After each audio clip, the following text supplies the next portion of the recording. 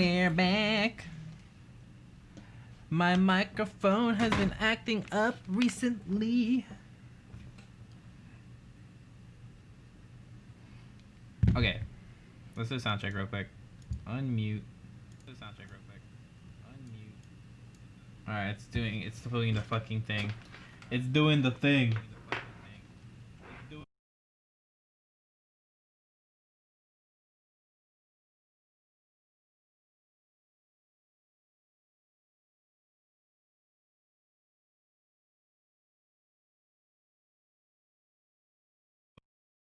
Fixed? It's fixed!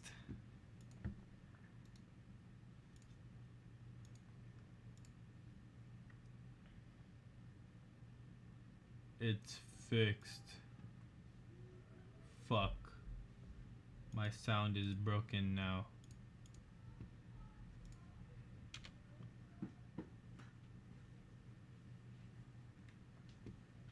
Your video has encountered an error. My sound broke, or my microphone broke as usual.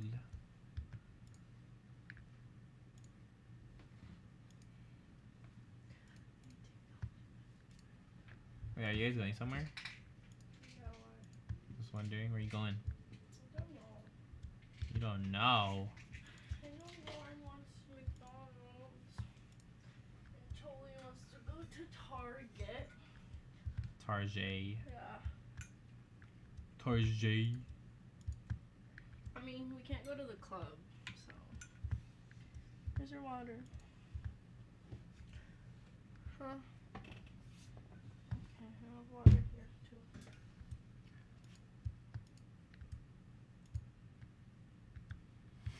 I left my vlog camera with Charlie.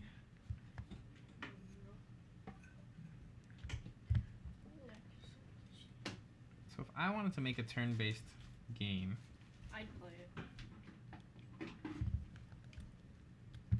no matter what it was, if it had a bunch of waifus. Never mind. If I wanted to make a turn-based game, see, the thing I've been wondering about Unreal Engine is, where is the gameplay programmed? Like, is it programmed for the player's actor? Is it programmed in the game mode? Is it programmed in the level?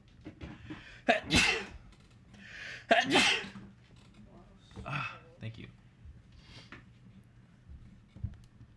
Where is it programmed?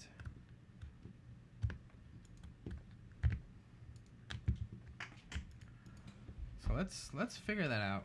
Where, or location of gameplay mechanics, Unreal Engine.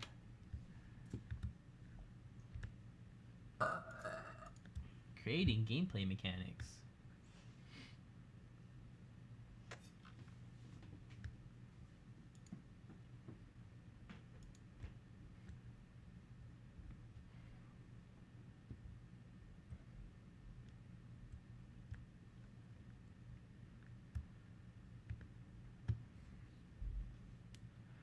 Looks complicated because I'm a boomer. It's okay, I'm a boomer too. What do you mean? What do you mean, bro? Well, let's see what the AI... If I wanted to make an AI... Artificial intelligence. Ooh, behavior tree, blackboard data. Can I make an AI via... these? Interface, slate widget, blueprint function library. Game state base is a class that manages the game's global state and is spawned by game mode base. Hey, you know, let's make a few projects. Let's see how every project does things differently. Like, I want a game that actually has, like, let's see, open new project. Next. Let's do vehicle advanced.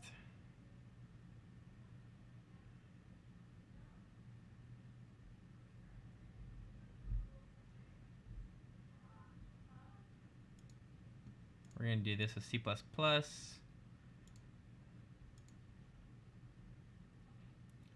Create Create project.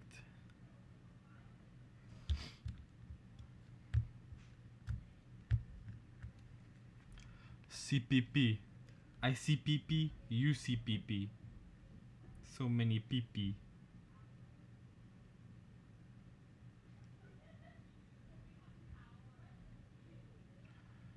IPP, CPP, UPP.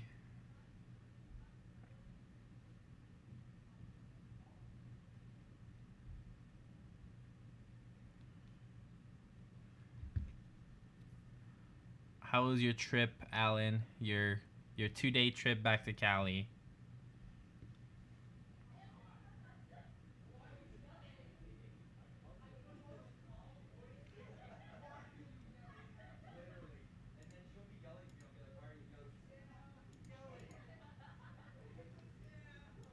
What?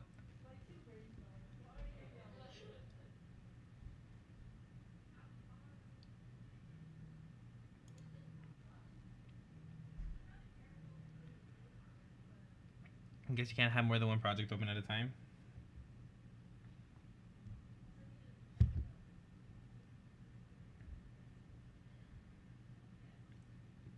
Okay. So let's play this. What can I do with this game? What the? Why is it turning? Stop. Because of the controller?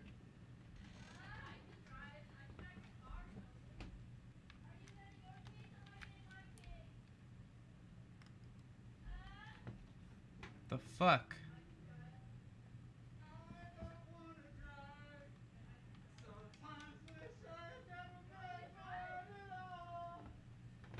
None of the buttons are being pressed. Why is it rotating like that?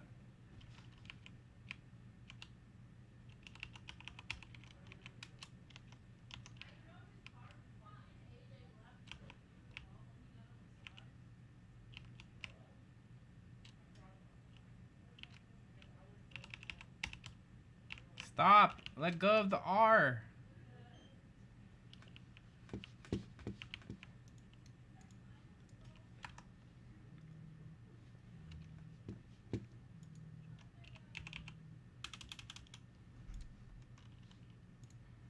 There we go.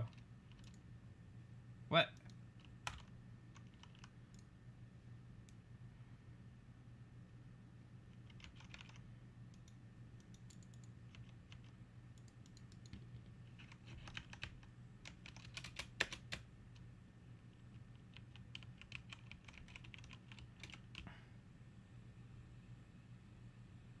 This fucking car!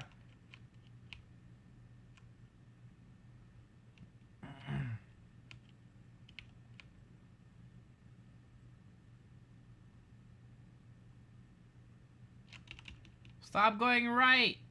Or reverse, or whatever the fuck. What is plugged in? What is causing this?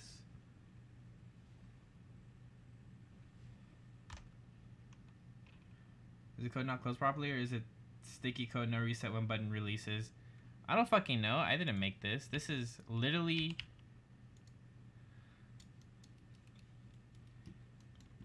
This is just a template that I pulled off of Unreal Engine. I have not made any changes to this.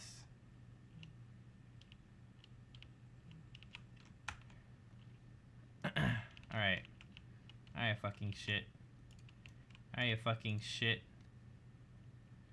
Let me see this.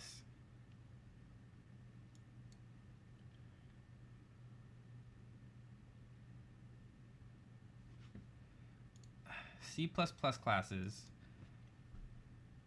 So we have a pawn. We have a HUD. Oh, this is actually good. I need to see this.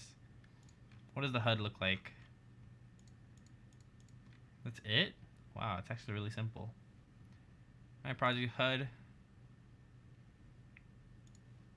That's literally it. What's the HUD look like? 0 kilometers. This is your gear. Alright, so let's look at the pawn. RPM, look up, look right.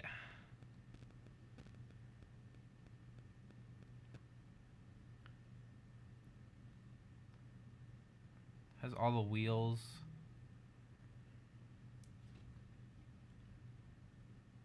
Oh, an egg is about to hatch.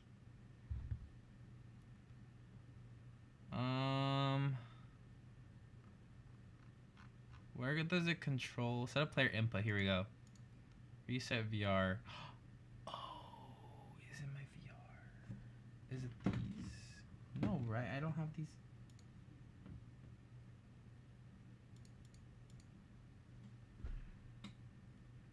My VR. I think it was the VR that was causing it. Let's see.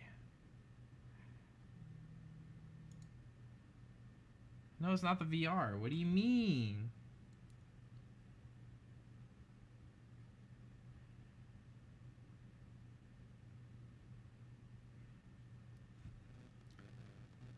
Alright, let's look at the code again.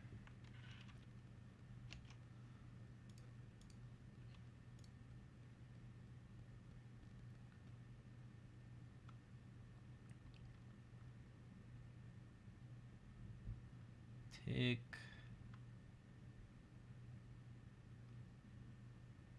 Is head tracking allowed?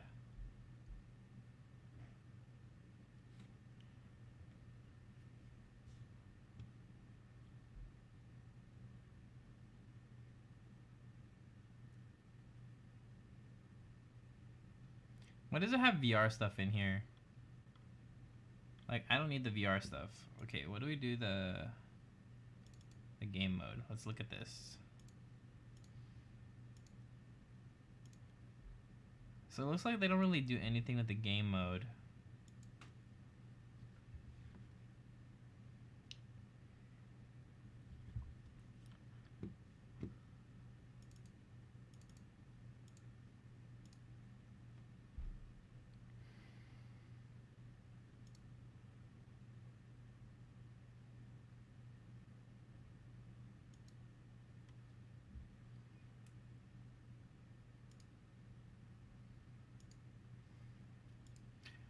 Alright, new project. Dude, I want a project that actually has, like, functional code. And when I say functional code, I mean like an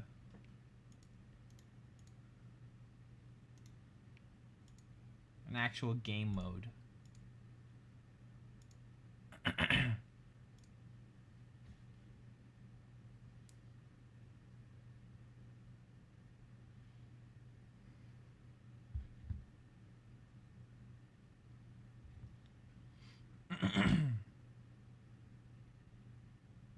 Turtwig. Turdwig.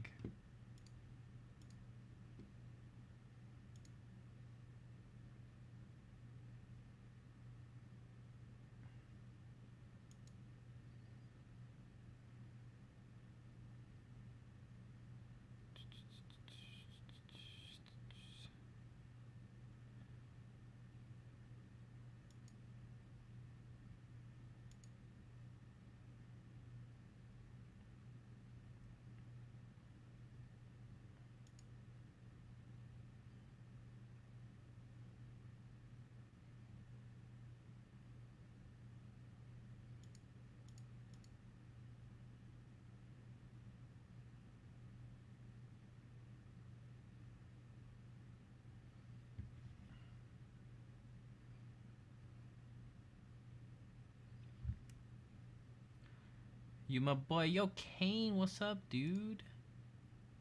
What's up, brother? How are you, man? Alright, let's try.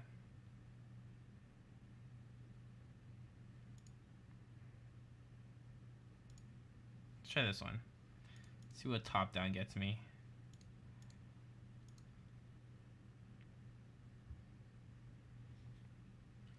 Top down.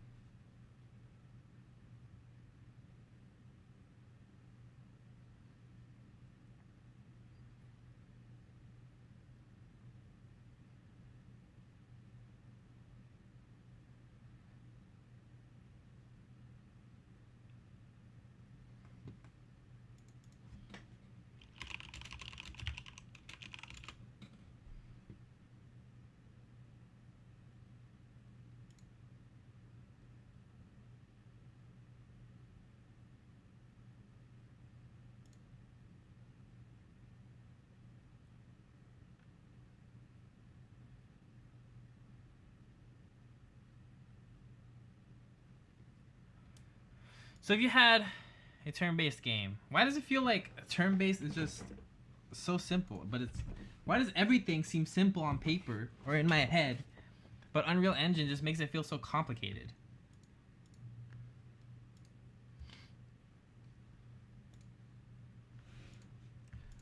Ooh.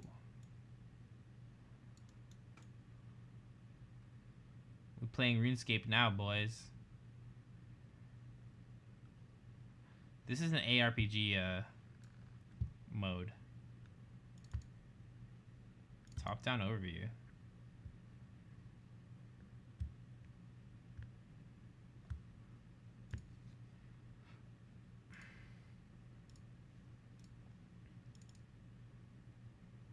Player controller. Move to mouse cursor.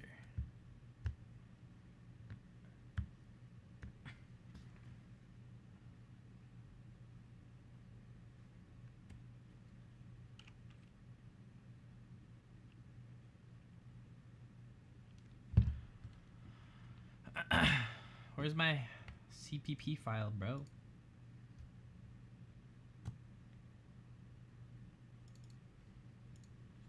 Set up input components. Pressed, released.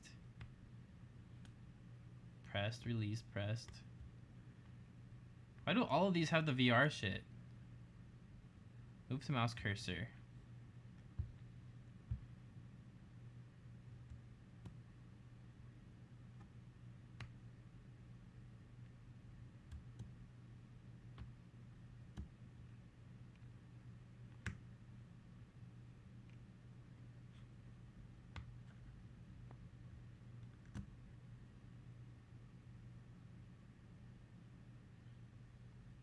Wait, so will this not work if it's right?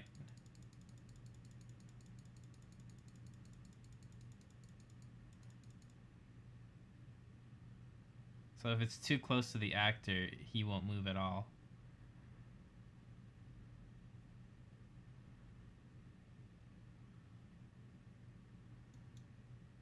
And we can turn that down. So for example, if I made this like, if I made this 10, whoops.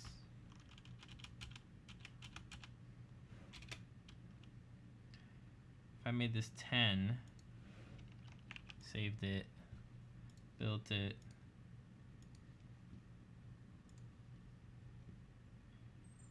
so now even regardless,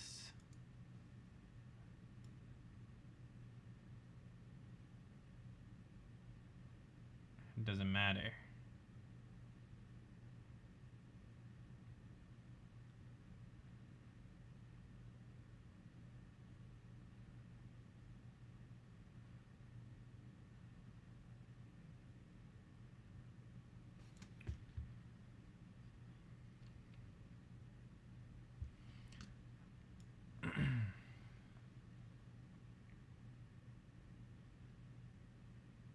So let's say we had an open world game.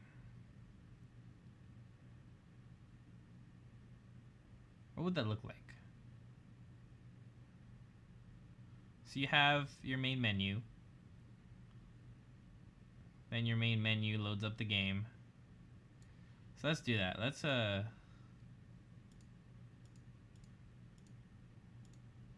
content. Starter content, no. Top down CPP, no. Mannequin, character. So if I want, I can't put folders in here? Cannot create new folders in classes game. New folder. Levels. So main menu. Main menu.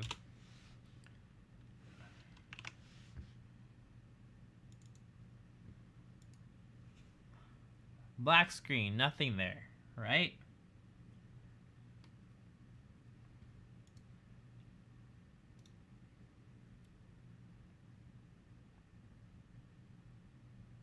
So the main menu, we just want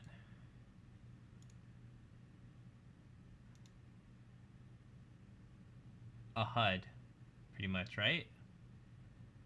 Do they use a HUD? See, that's the thing. I don't know. There's so much I need to learn. Okay, let's watch some videos. I probably should watch videos on stream. Let's look at documentation. I can look at documentation on stream. Unreal Engine documentation.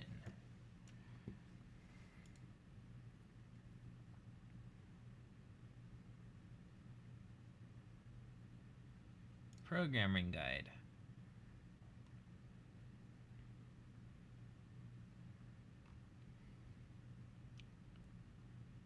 Compiling game projects.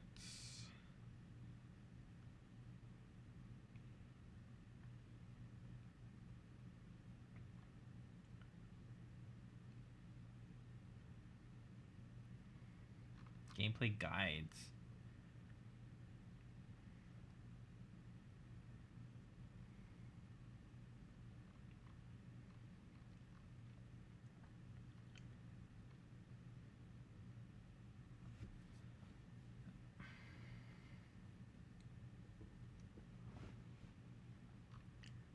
System guides. Graphics programming. Build tools. Slate UI framework. Online subsystems theme.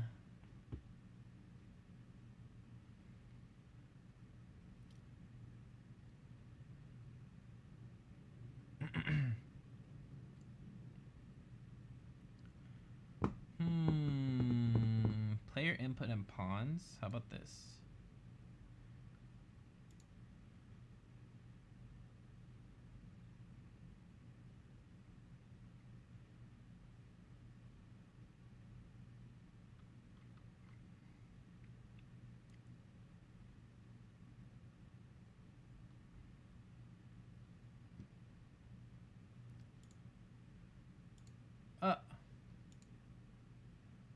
Fucking shit.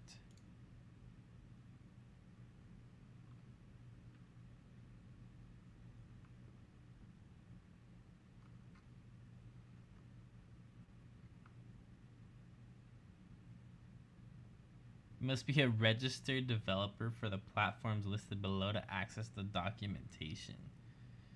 God damn. Unreal front end. What is this?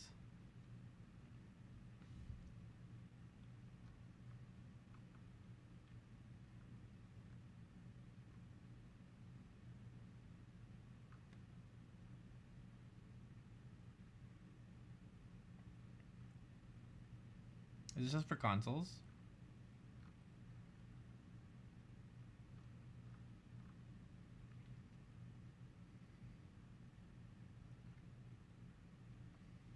What does a gameplay workflow look like? Game development workflow.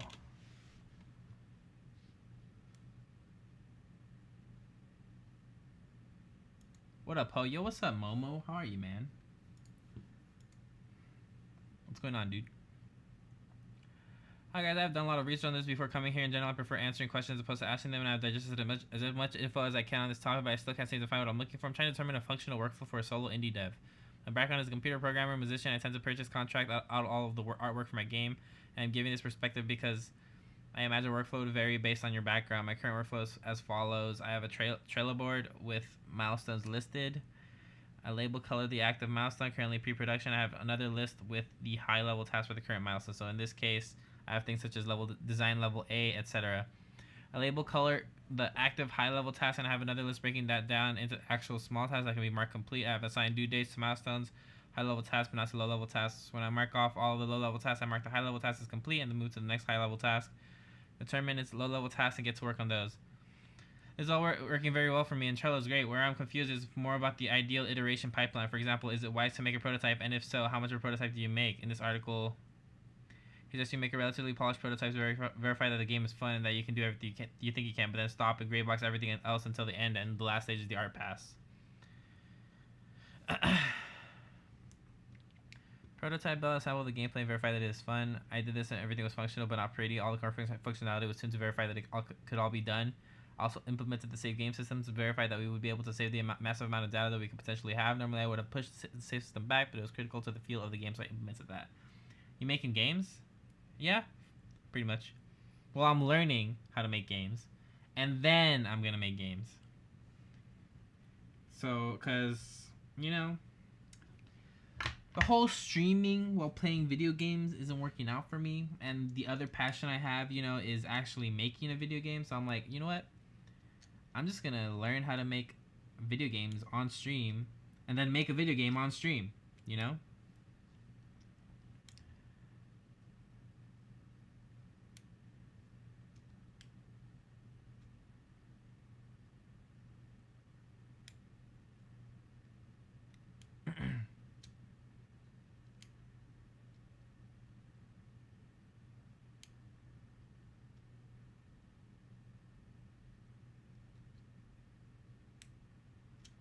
Make hentai games. I'm gonna be one of those games on the Steam store that everybody fucking, you know, blocks or ignores, and they're looking at it and they're like, who the fuck makes these games? Why?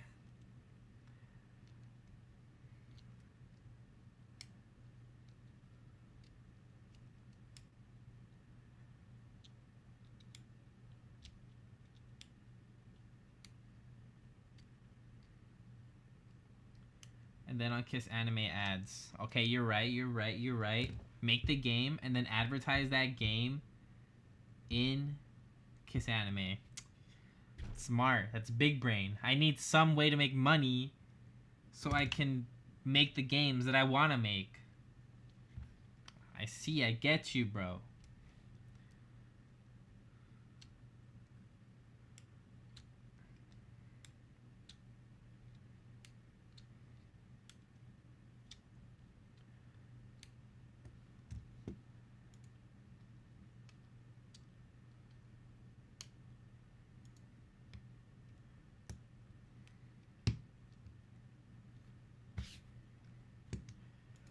Video game architecture,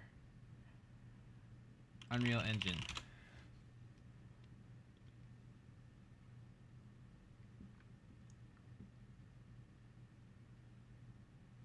Is architecture the word I'm looking for? I guess there isn't really a correct way to do this. That's why I'm having trouble.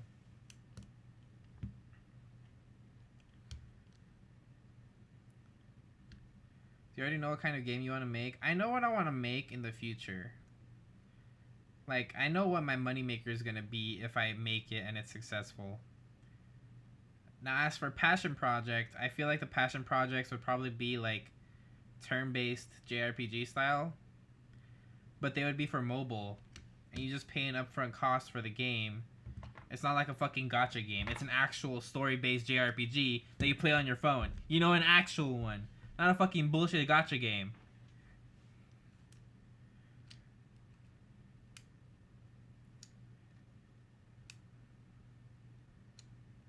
You don't know, man.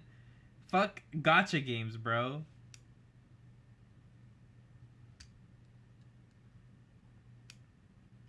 Gacha games make bank. I know they make bank. But they're not... They're like... It's like playing Cookie Clicker. Where's the fun? Where's the plot? Where's the story? Like some of these games play themselves. Fucking Summoner's War? There's literally an auto button. Why even play the game at that point?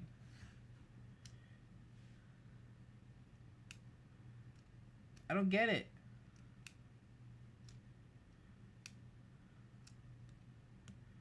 I don't get it. I never saw the fun in gacha games. I still don't see the fun in gacha games. Like, they make so much money for no reason, and I don't understand why. Just make the strongest warriors waifus. I hate it. I hate it. I hate it.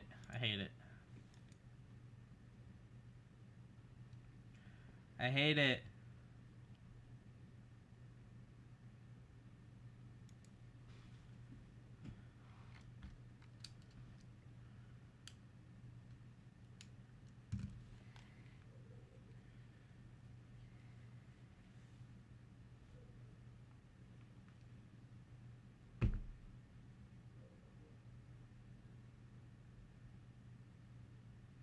So like, let's say you have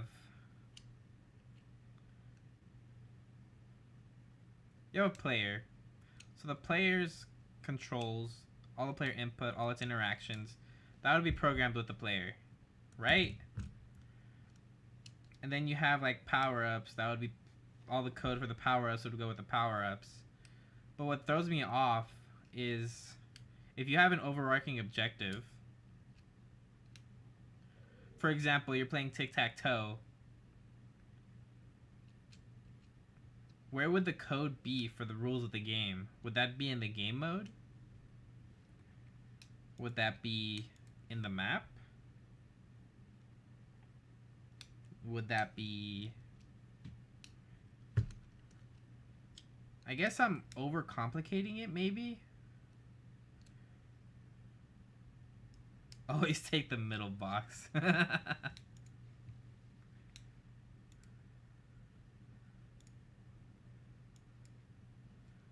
Here, let's look at YouTube real quick. Let's go to YouTube. YouTube. Coding Unreal Engine 4. Actually, it doesn't even need to be code. It can be blueprints. I just need to know where they put that information, because that is like bothering me. Unreal Engine 4 game mechanics.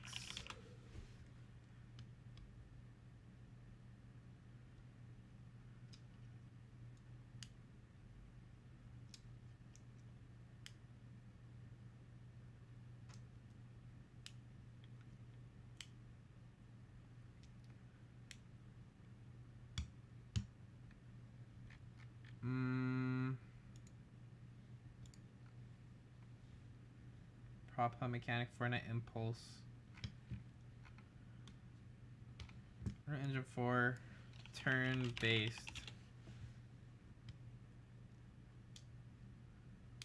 Turn-based combat. UE4 blueprint. Alright, let's look at this.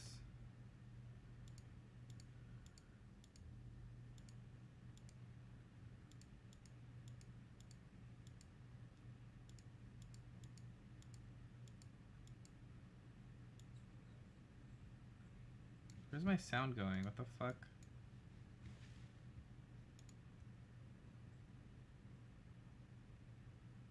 So, and then we also want the main, so instead of battle widgets, we'll just put in like the battle manager print. And you just want Misspelled two different defense. kinds of slimes. And it's stuff. No, leave that. Okay. And the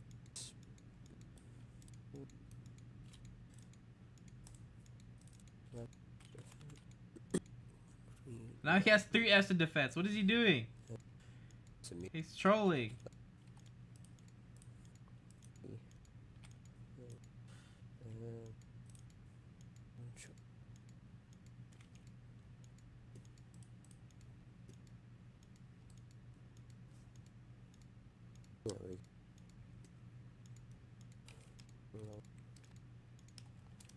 We're going to use the one.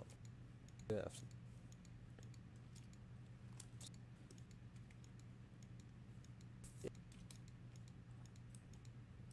Which is print and save. Give I side. Game right up. Stop. The two change again. Same like the battle manager. But and encounter locations box trigger. Doing the player walking into the encounter box and spawning in the battle manager, the encounter box, and then setting up the battle manager. Your encounter box. No point in range. So have like have it top from the array element. But I want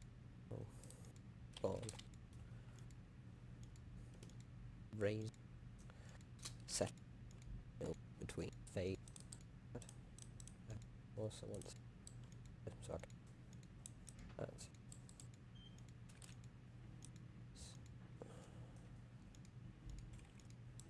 and if you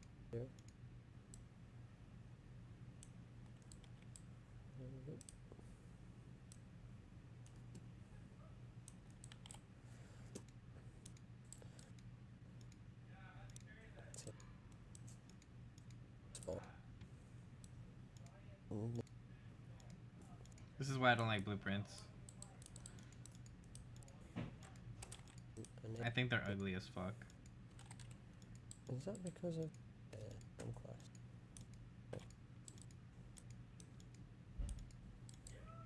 Yeah, these.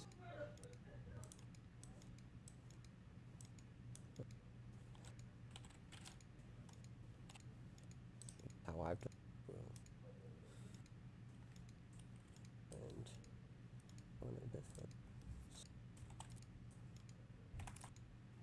spawn then you can play. When you leave, and it's not we leave random different, choose one and it'll settle. It'll all make sense when I don't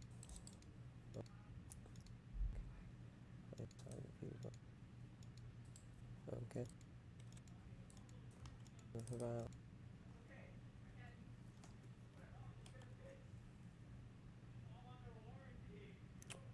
bit too early, bit too quick. How big is that slime? I thought it was meant to be a sphere. I think I've made the magic slime a cube. So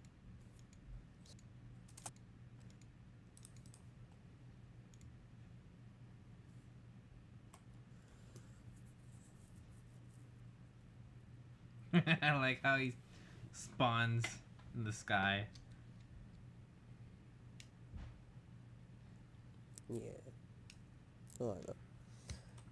Alright, so next thing to do. Since I think I'm overcomplicating it. I think that's all it is.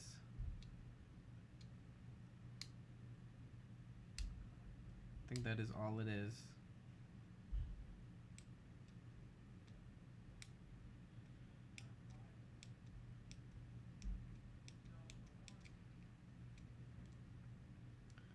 So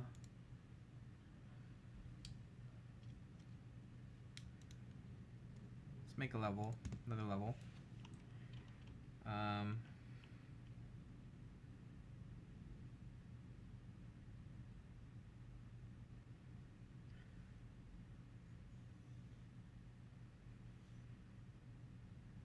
Main world.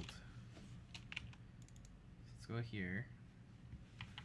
Let us add atmosphere or skylight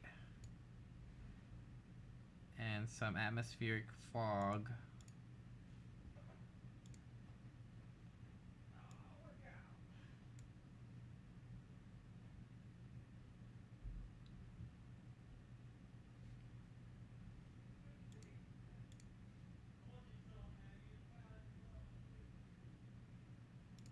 Build lighting only.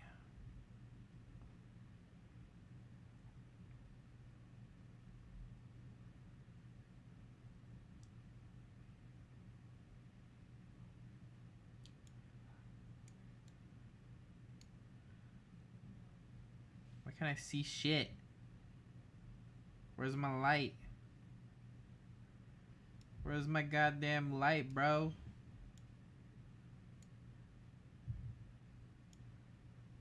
I have no goddamn light.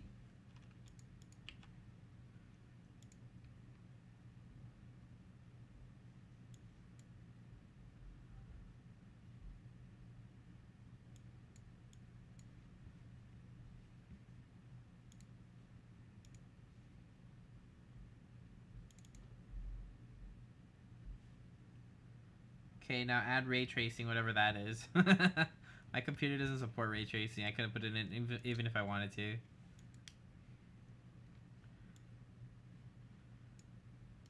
I can't see shit. Where's my light, bro? Sky atmosphere.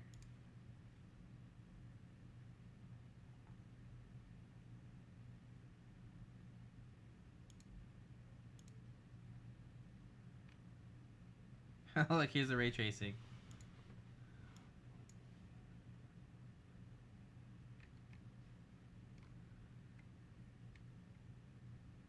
Poggy.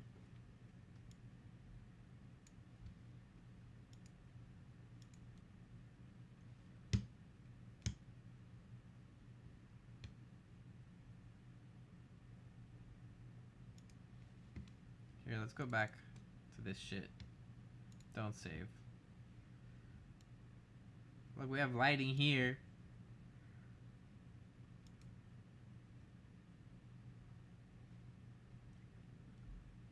Skybox. Skylight.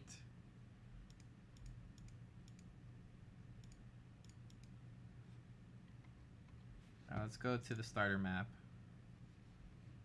Whoa!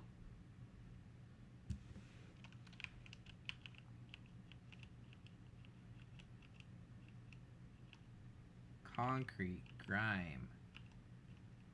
How big are these? 400 by 400?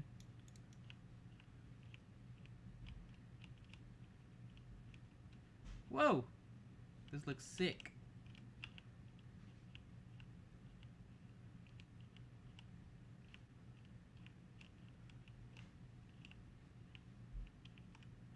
Click the simulate toolbar button.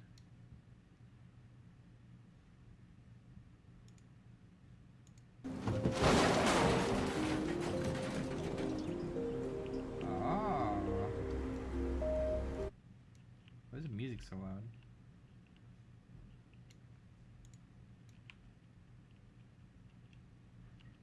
Also, where is the music coming from?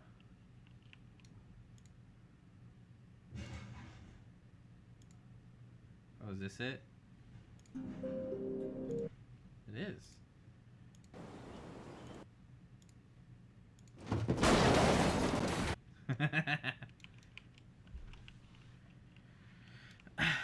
What do we got? We got our starter content. We got our... Let's look at our C++ classes. We got shit. Blueprints.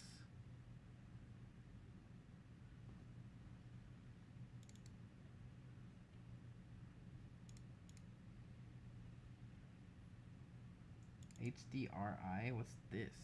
Okay, I got a pitch. What's your pitch? What is your pitch, senor?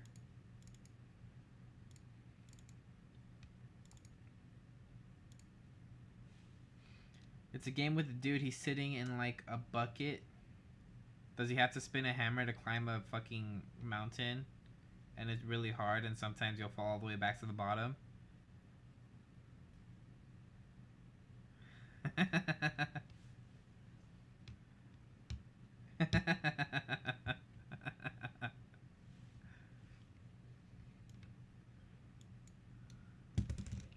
Ocean water. Whoa. Whoa. It's moving. Lake water. Ew, look how gross the ocean water looks compared to the lake water. Disgusting. Pulse.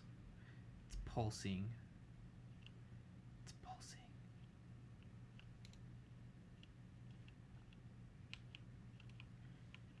He's using a really long blunt object to climb. Oh, but he's still climbing.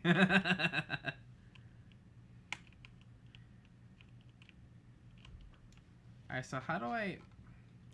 Lights. Audio effects. Actors. Material displays. Physics. Reflection capture. Sky and fog. Sky sphere.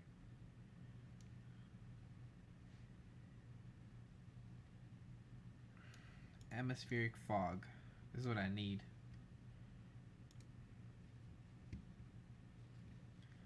So let's go back. Main world. All right. Atmospheric fog. I can see.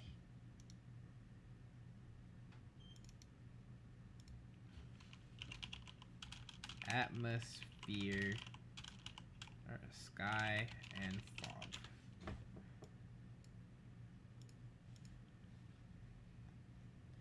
It's too fucking dark, bro.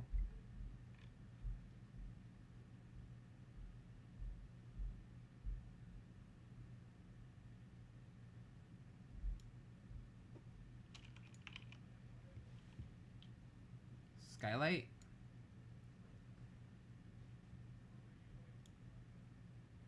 It's so bright. Just kidding. Didn't do anything. Do I have a skybox?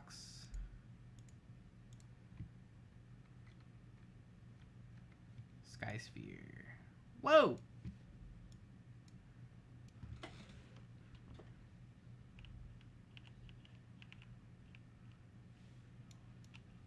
Okay, different game. Alright, hit me. Why don't you hit me with your best shot?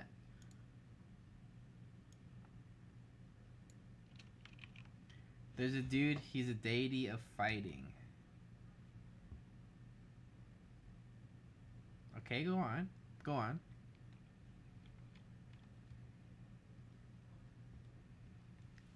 I'm intrigued.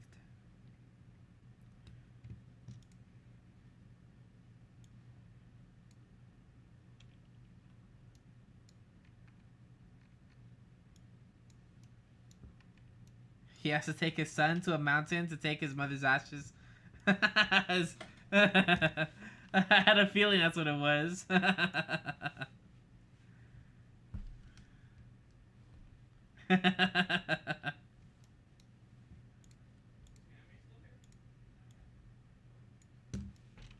I knew it. I fucking knew it. I called it. Yeah, you did? I called it. Hello? What's up? Where Lexi? With Choli and Lauren. Oh, where'd they go? Target. Oh, so I literally came back when they were gone. Yeah, they'll be back soon. I'm overcomplicating the fuck out of this. And I'm confusing myself because of it. Yeah, dude, you gotta make it simple. Hello, dude, sir, says Momo. Hello. This looks like hieroglyphics to me, man. Hieroglyphics. Yeah, dude, I'm too boomer for this. You know how many boomers work on video games?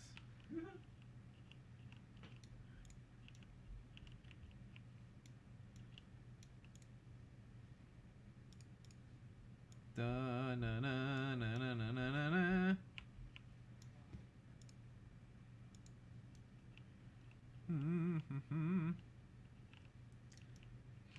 Alright, you know what?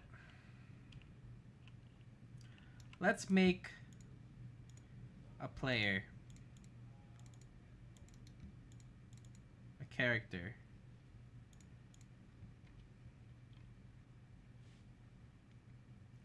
Speaking of hieroglyphics, how about a game? Okay, go on. Go on. Let's hear it. I'm ready. There's a chick, a bow, and crashes. And she has to basically save the world because she was actually cloned from an ancient person. She has to save the world from robotic dinosaurs and animals. Am I right? Am I right? Is that it? Is that the story? Is that the game?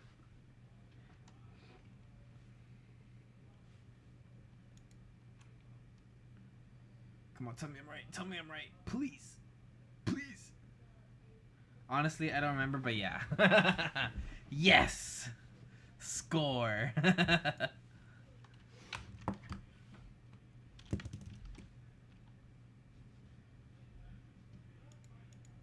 Fucking call that shit, bro. Did you finish that game? Yeah, I finished it. It was so good. I'm so excited for Forbidden West. Holy moly.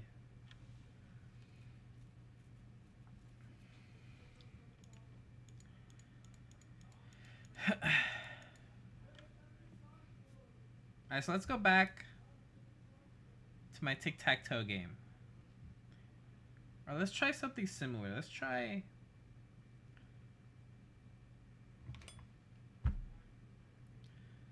What is a very, very simple video game? Like, super simple.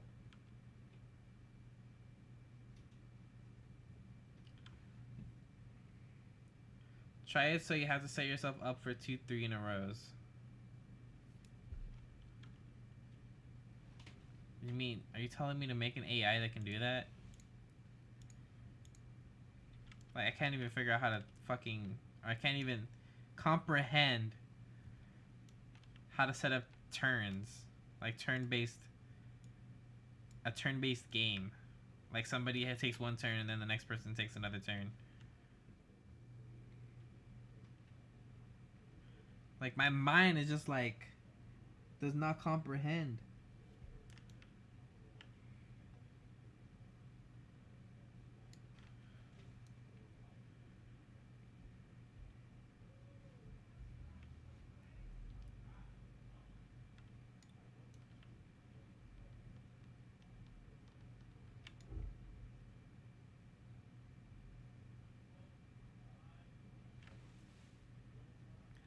Pong is simple.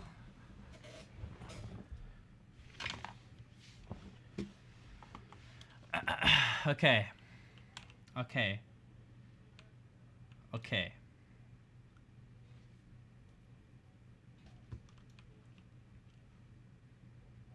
So.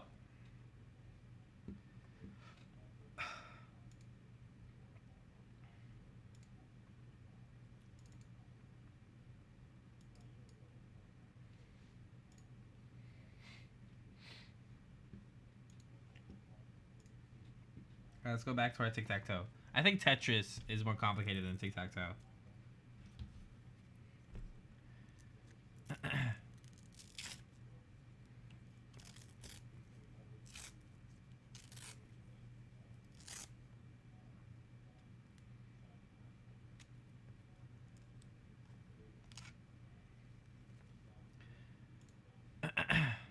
Okay.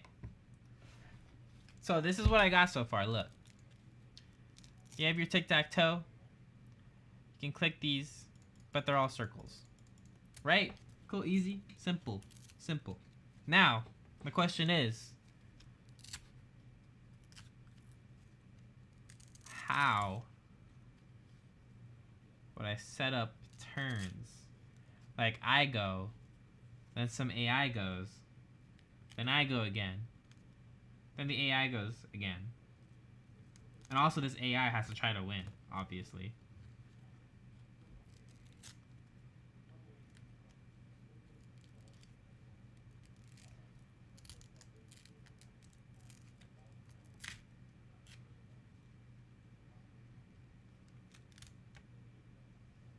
Is there a tutorial on how to make tic-tac-toe?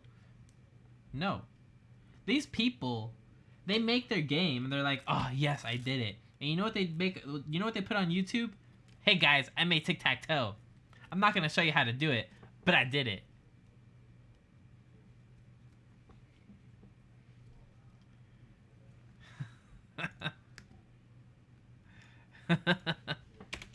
Tic-tac-toe.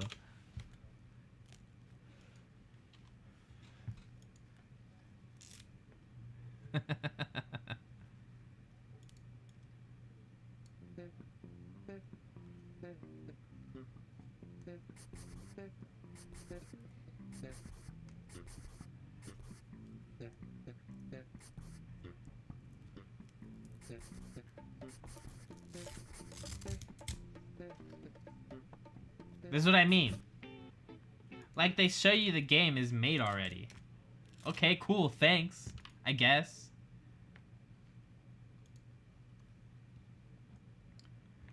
This sign might be harmful.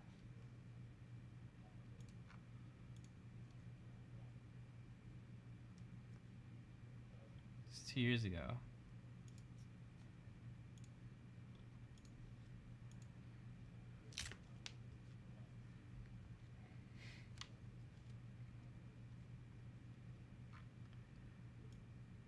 tic-tac-toe tutorial.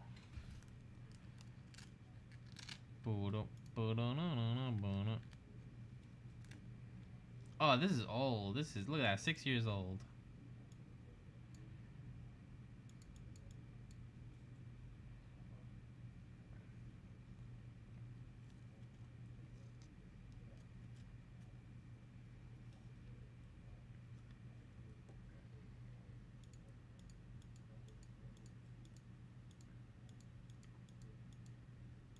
Let's see, player turn.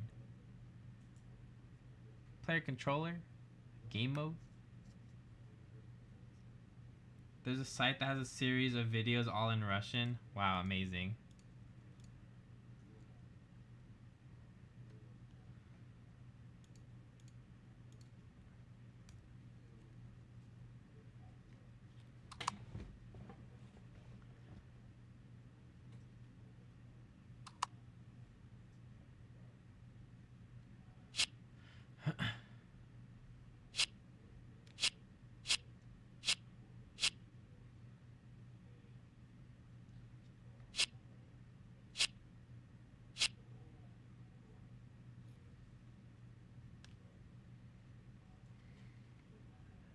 Can you send me the assets for the game, please?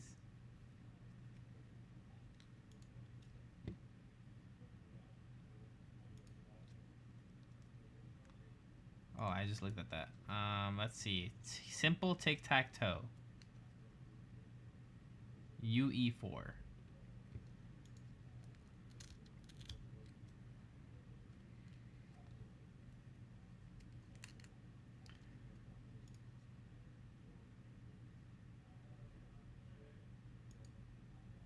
Did he just skip?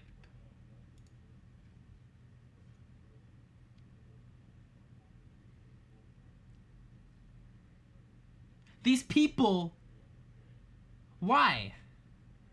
Like, guys, look, I made tic-tac-toe. Again, I'm not gonna show you how I did it. But I did it. These fucking people, dude.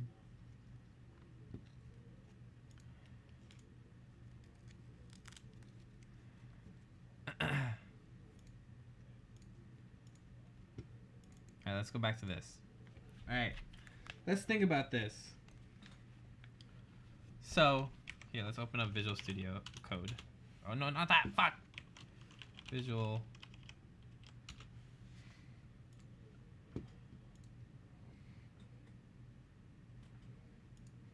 Okay, fuck off.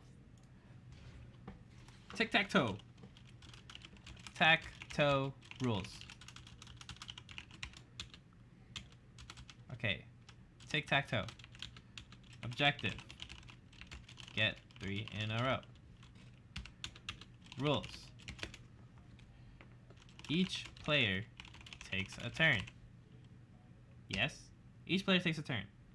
On their turn, they enter either a ring or an X.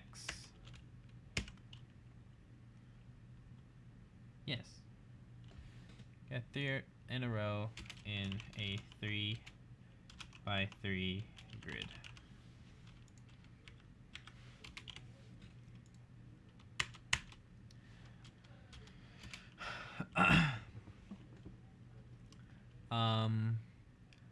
Player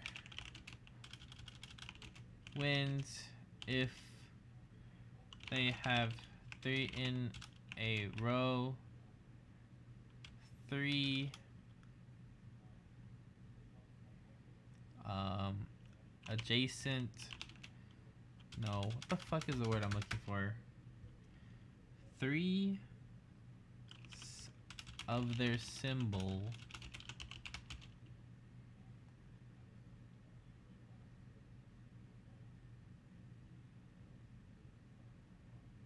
what the fuck is the word?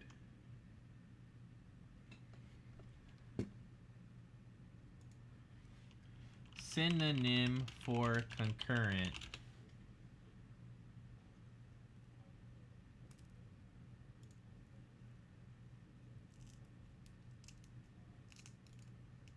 Oh my god, my brain does not work right now, bro. Whatever, you know the rules. Fucking shit.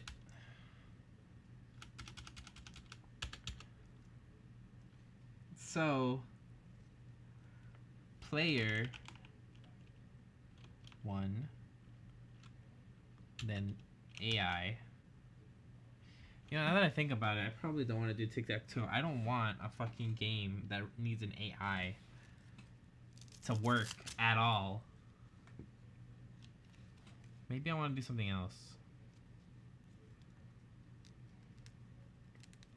I can think about AI in the future.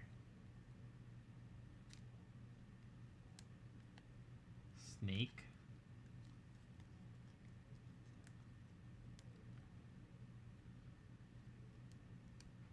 Snick. Snick.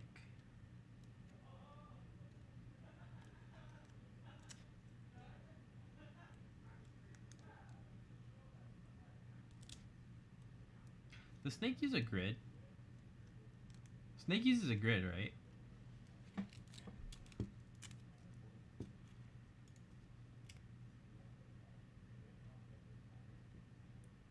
It can? Does it ever not?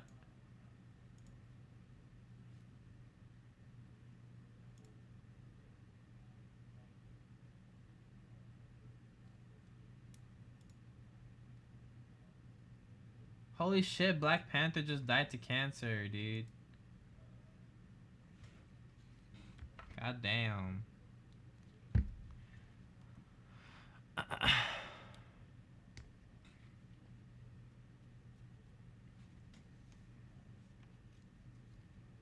What?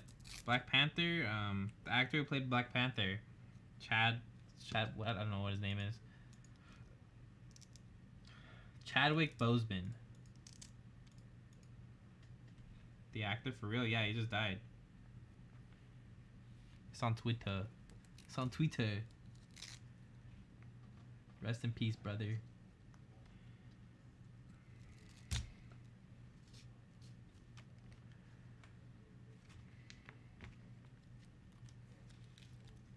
Rest in peace, brother.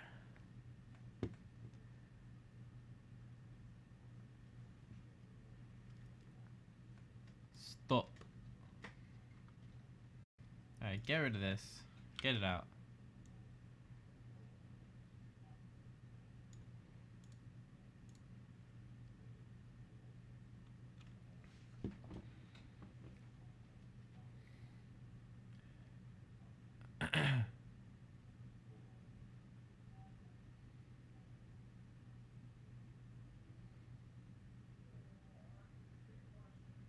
Okay, let's make Snake.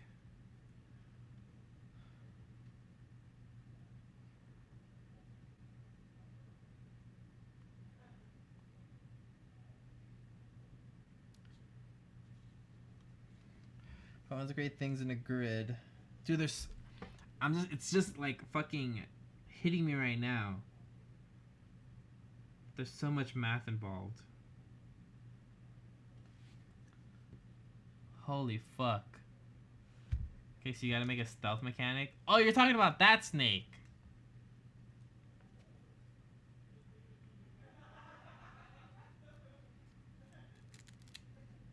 Motherfucker. You got me. You got me good.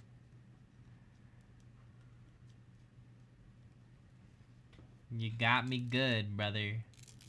You really did. You really did.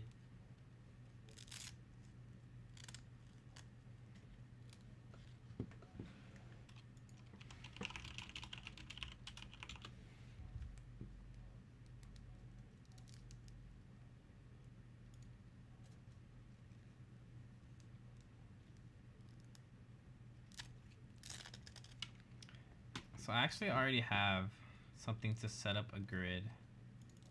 This thing right here. Or not this, it wasn't that. It was this one.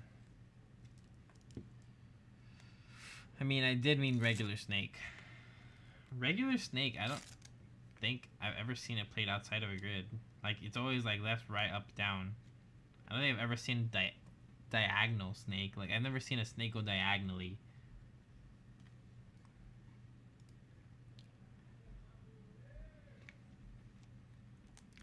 So this code right here, snake.io or whatever. I mean, that's not like actual snake, right?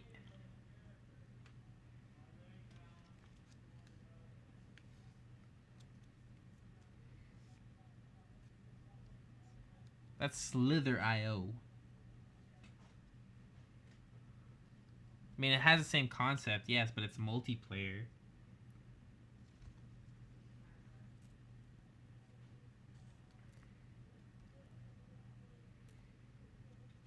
So this right here will generate a grid. This little function. That will generate a grid.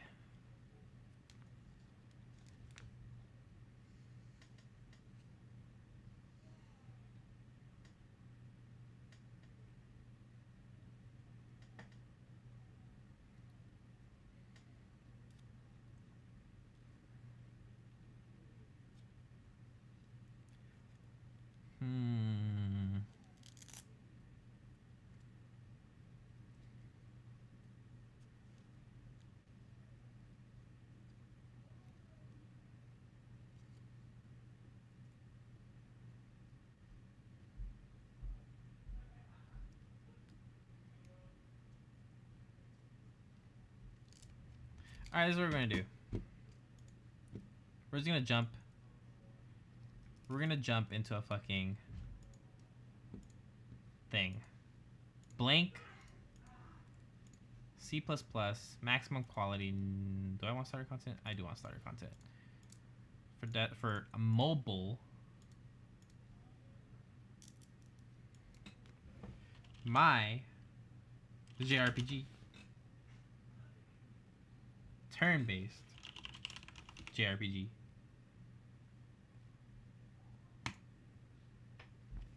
Here we go. We're just gonna get right into it.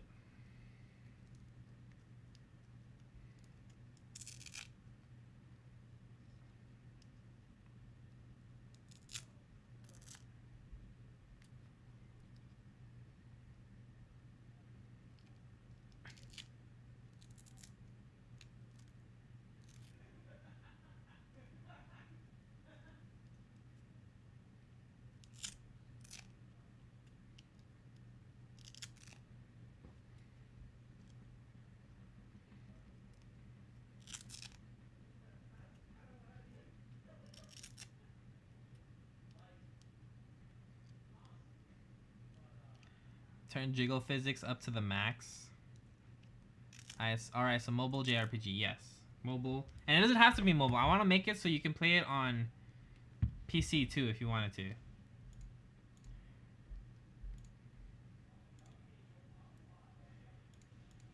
Where'd my game go?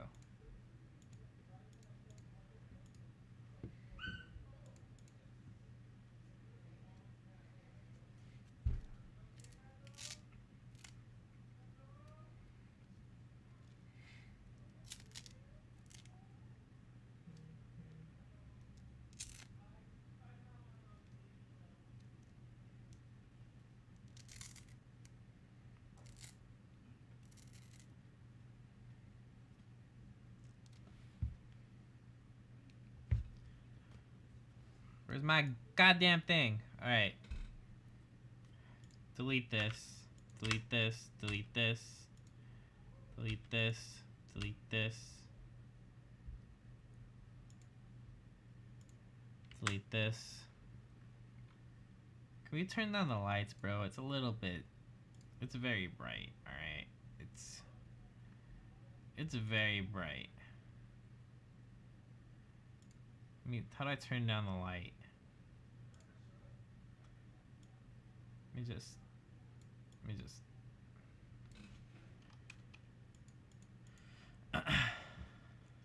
That didn't do anything.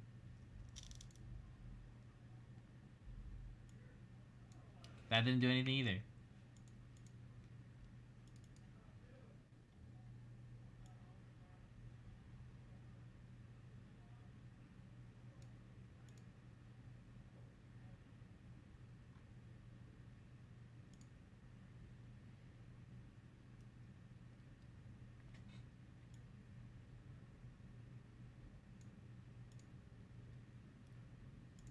Why is everything so goddamn bright?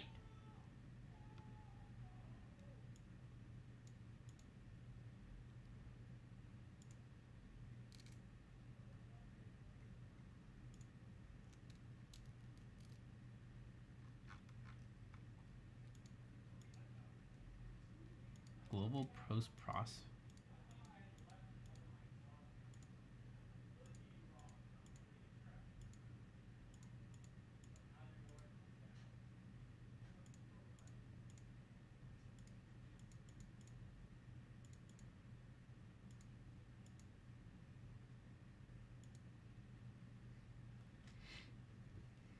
Okay. So, my turn-based JRPG. New class player controller. Yes. Yes. Player state. Player state is created for every player on a server or in a standalone game. Player states are replicated to all clients and contain network game relevant information about the player, such as player name, score, etc.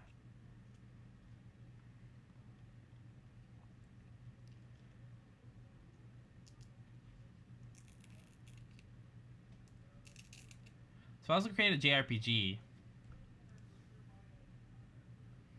I'd have the character. That character would have HP, mana, or no mana. You know, defense, strength, dexterity, all that stuff.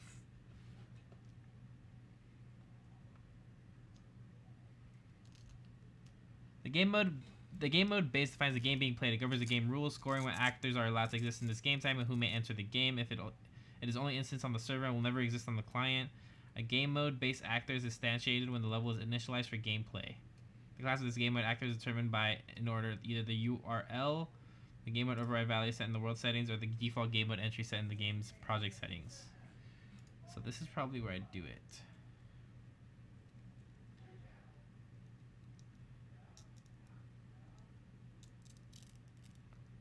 So let's make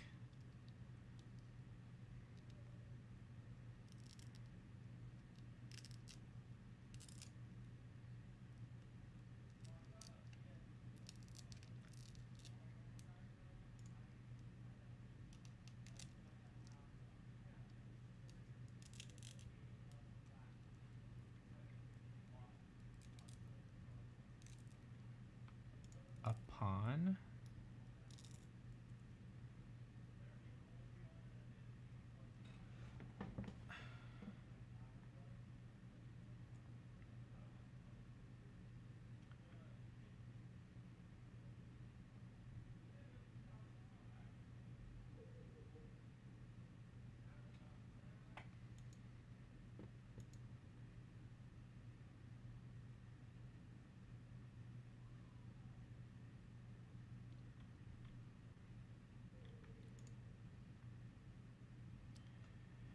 Actors are base class of an object that can be placed or spawned in a level. Actors may contain a collection of actor components which can be used to control actors' move, how they are rendered, etc. The other main function of an actor is replication of properties and function calls across the network during play.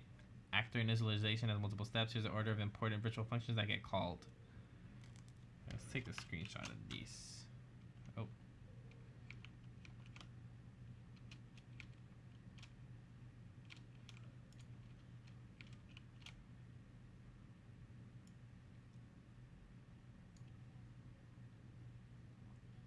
Let's make an actor. We're gonna call this. You know, cancel back. We're gonna make a pawn.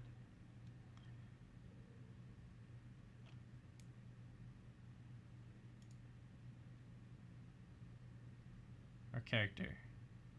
Next. We're gonna call this main character. Create class.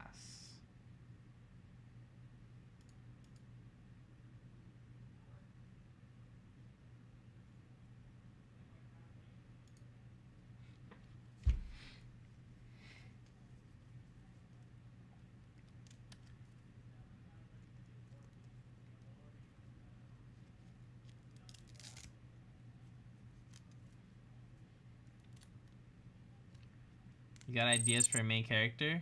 Alright, hit me with them.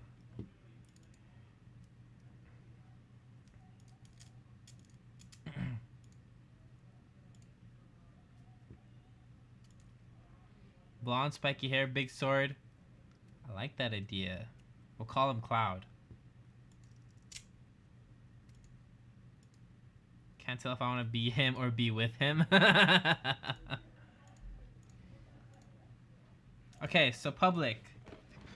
So what is this character gonna have? Call him Cumulonimbus. It's gonna have health, mana,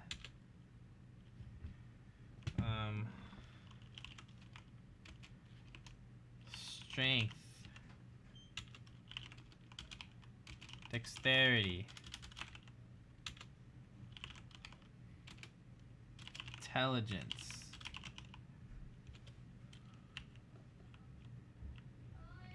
Let's make these all lowercase.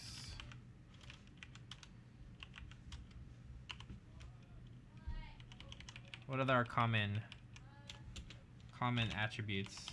Spirit.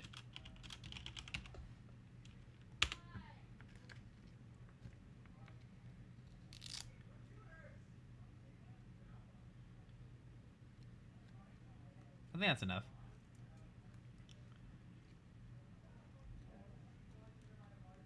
Like, how deep are you getting?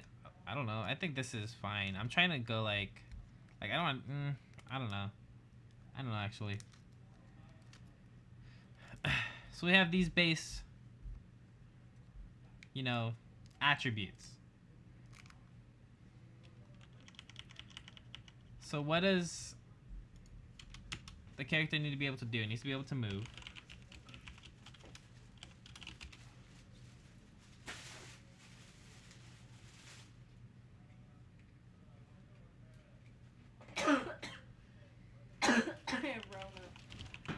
With character.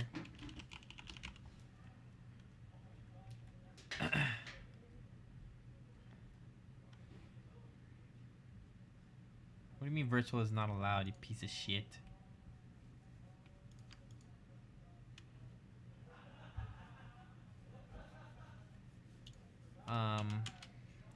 Needs to be able to move.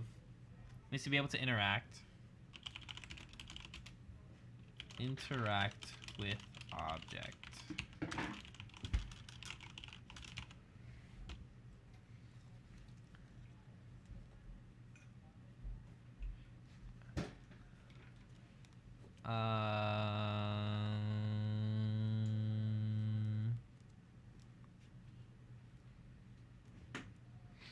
Honestly, this is something I should be outlining and planning on paper. And then writing the code for it. Set up player input component. Oh, there's already... Milo. Yes.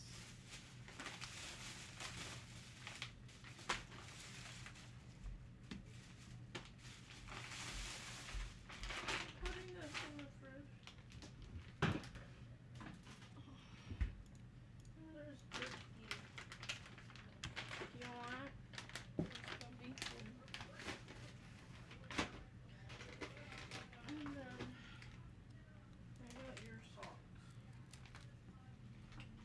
I want to erase this then. Give me It's one, not cold. please. It's okay, they're still good. Resistance. Resistance. Resistance. Resistance. Here you go.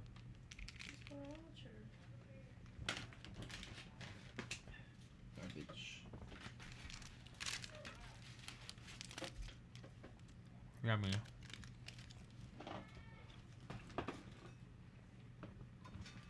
Throw away properly.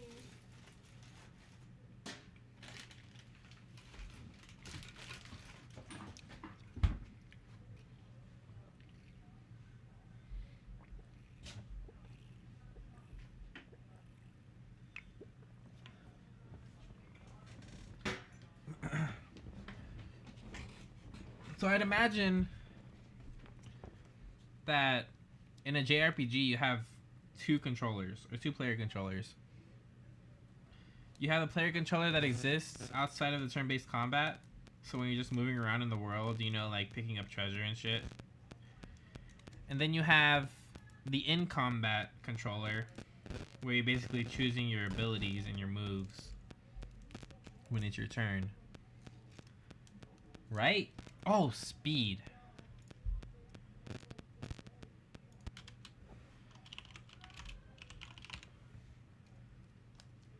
And the menu controller. Yes. Yes. The main menu.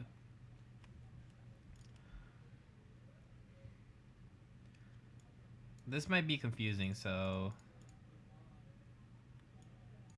Speed is not necessarily how fast you move, but you're... Like in Pokemon, if you have high speed, you go faster. You're the first one to go rather than the last one to go.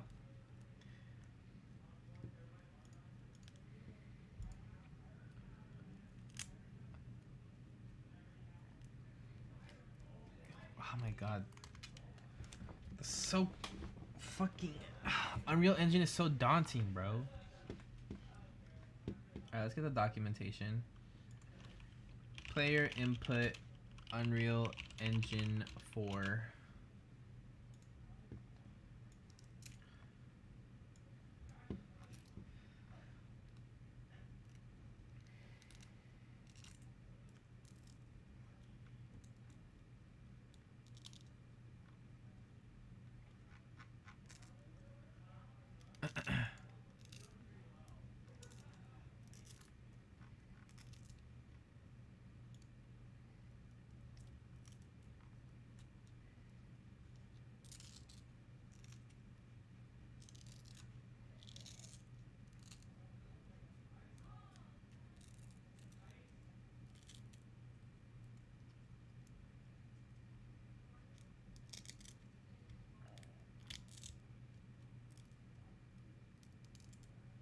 Player input. Here we go. Player input.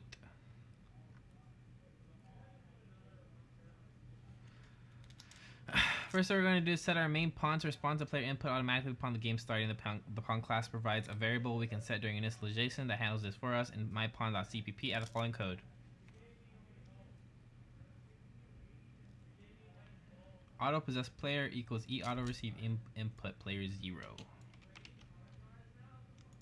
So this I would put on initialization. So on begin play or on the constructor. Oh, it's in the constructor.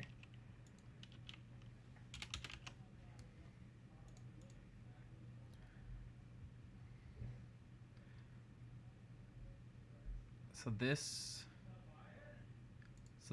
is the player. Auto receive input. Okay. Next, we'll build a few basic components. If you want to learn more about adding and managing components in code, as well as some common types of components you will encounter, try reading our components and collision tutorial. In order to keep track of the component we will create, we should add the following code to mypawn.h at the bottom of our class definition. Components and collision. So I should learn about this too.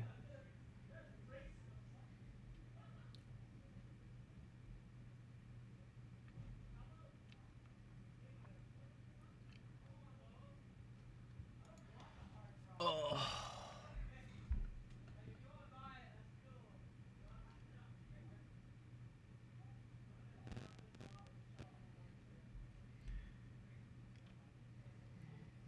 Use scene component.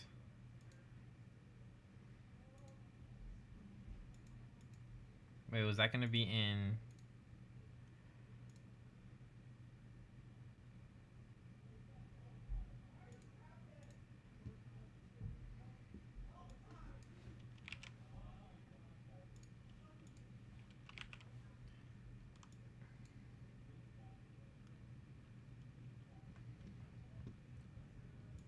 So to the bottom of main character H.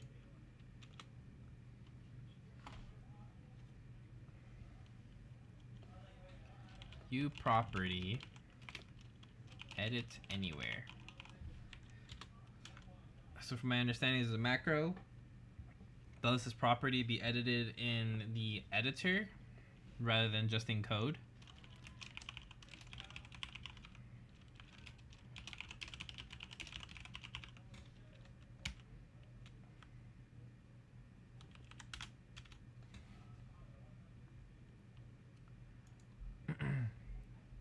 And back in my pond.cpp, we should add the following code to the constructor. Roots component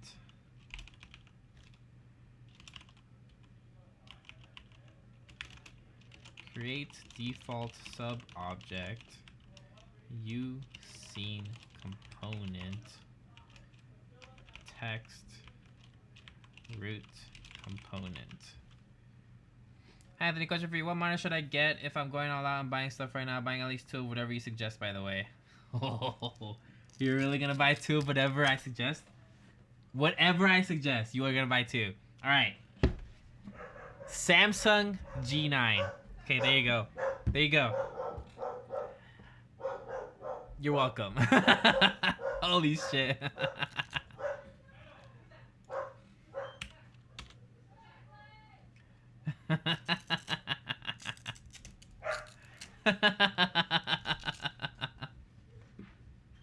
Yeah. You're not so sure anymore, are you? How much?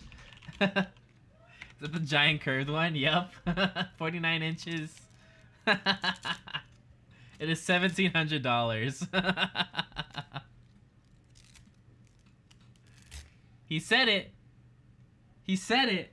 He's gonna buy 2 of any monitor I choose. Bitch, I want 2 of those monitors.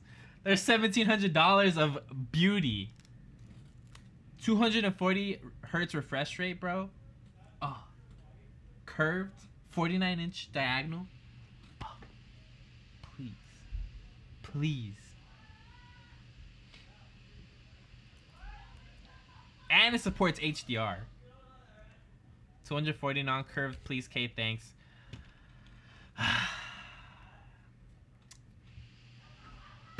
I think the Acer Predator is 240 hertz. Let me double check. Acer Predator 240.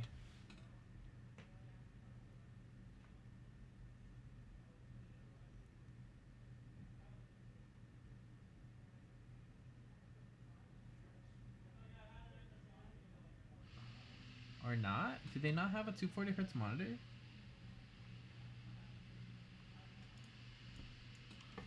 .240 hertz monitor.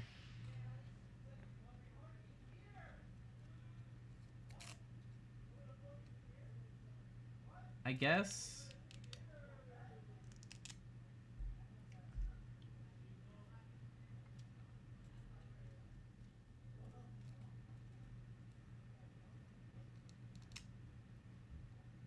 There's not that many 240 hertz monitors. Is this one 240 hertz? This is 165 hertz. You have an insane setup, I know, I remember. I was like, why the fuck did Brendan get something so ridiculously expensive? Does it need to be 240 hertz? You're not okay with 144?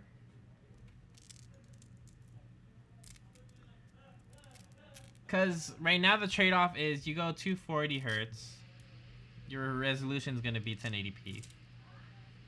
But if you go 144 hertz, your options are 1440p or 4K. So,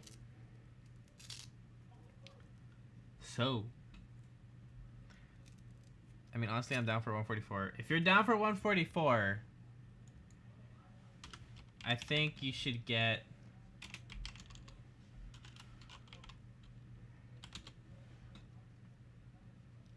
what was it? It was an Asus no, wasn't an Asus monitor? Fuck. Was it the Asus Tough Gaming monitor? Is it this one? Yeah, this one. I think it's this one. Asus Tough Gaming 27-inch monitor, 1440p. IPS display, 165 hertz. The only thing it's missing is HDR. Oh, but there's better ones. Or actually, wait. Is there any that has HDR?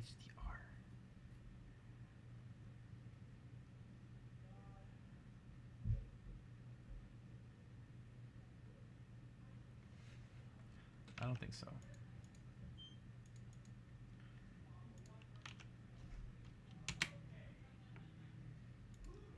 Does that link work? Yeah. Anthony, just think right now I'm still on 60 hertz. Aces I've had since 2013. Jesus. So I'm gonna link that for now. But if I find an HDR monitor, this one have HDR?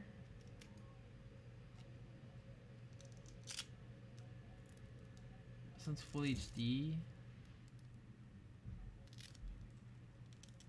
Fuck.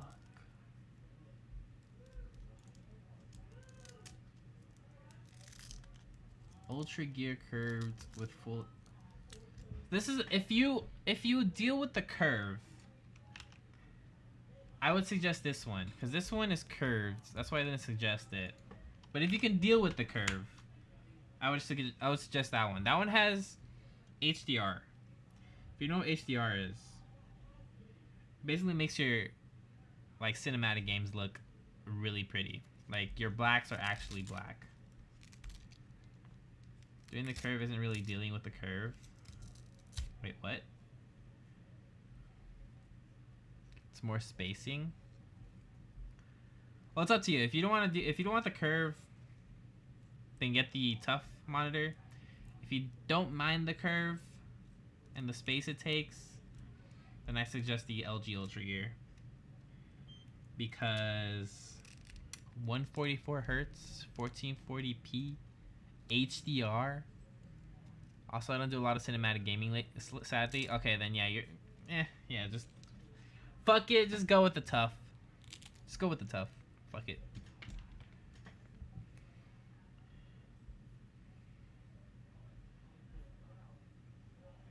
Just go with the tough gaming monitor.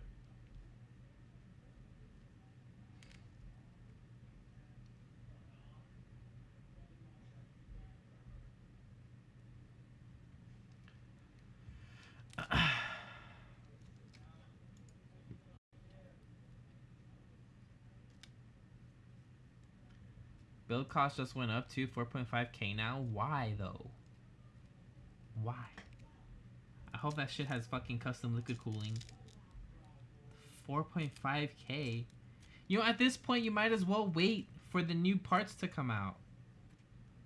Because those monitors are expensive. Oh wait, you already built the computer. Yeah, the monitors. I don't count the monitors.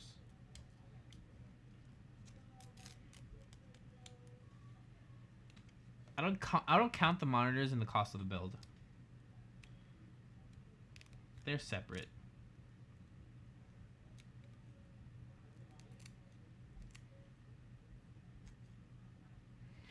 Alright, let's go back to this. I'm gonna put in all the fucking comments so I remember what they do. Component we can attach things to. Creates a camera and a visible object. Hey, what gaming laptop should I get? No. No. If you really have to get a gaming laptop, just get a fucking ROG laptop. If you have to. Like if somebody's holding you at gunpoint and they said you better buy a fucking gaming laptop or you're dead, then you buy a gaming laptop. And only then. Because why the fuck would you buy a gaming laptop ever? I'm holding me at gunpoint.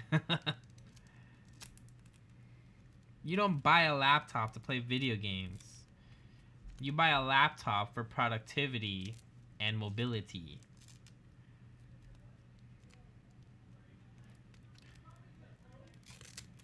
Because that shit will burn your laps. Do you guys know anybody that calls a laptop with a B or spells it laptop? I never understood that. It's a laptop. It goes on your lap.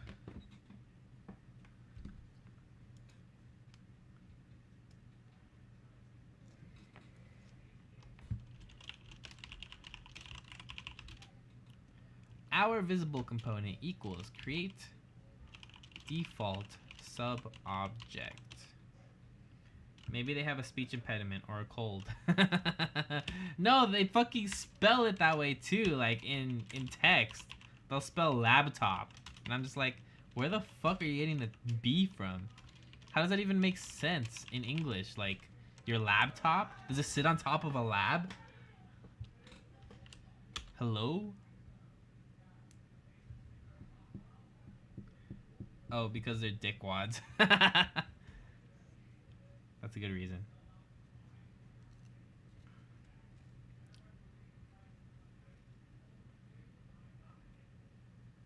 Holy shit. U camera component.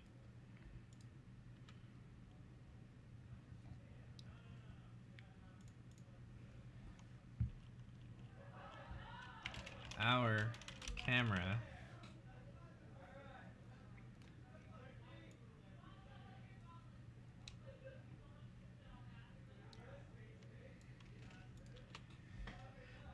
our visible component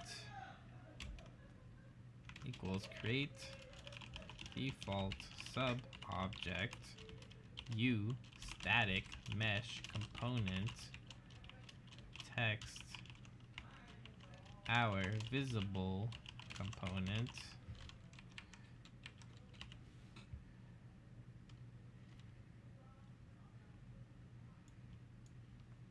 Why is this shit?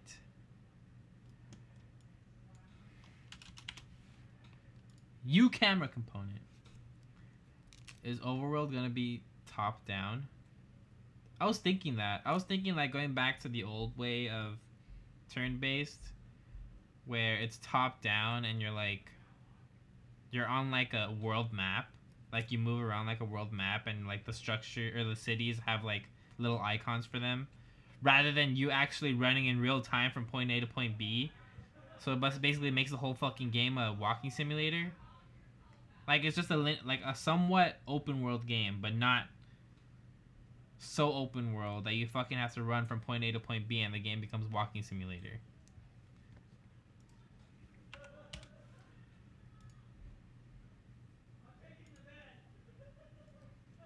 Create default sub object. Did I fuck something up? U camera component. U camera component. Identifier U camera component is undefined. What do you mean it's undefined? Am I not importing something properly?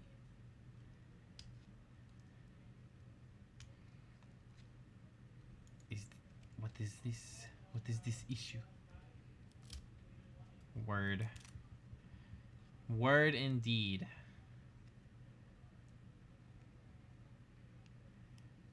I think Persona did a good job of like navigation in the overworld. Like you don't really walk anywhere. You traverse Japan with the map. Like you click, oh I want to go here, and then it fast travels you. The only time you're actually walking from point A to point B is in a dungeon or whatever they were called, the castles. What do you mean identifier U camera component is undefined, bro? There's nothing wrong with this. U camera component asterisk our camera equals create default sub object U camera component. Hello? Hello?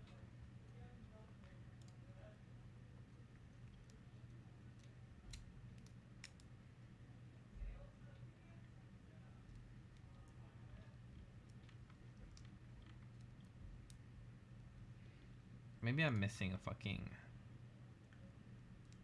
include mypawn.h.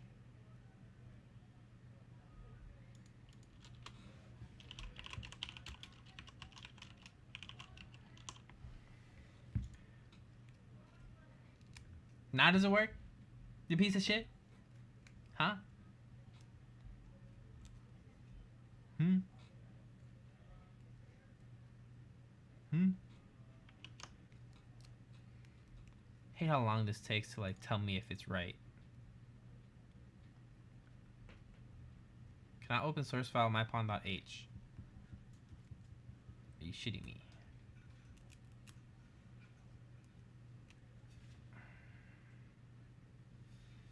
Are you shitting me? What do you mean you can't open it? What do you mean? Because it doesn't exist.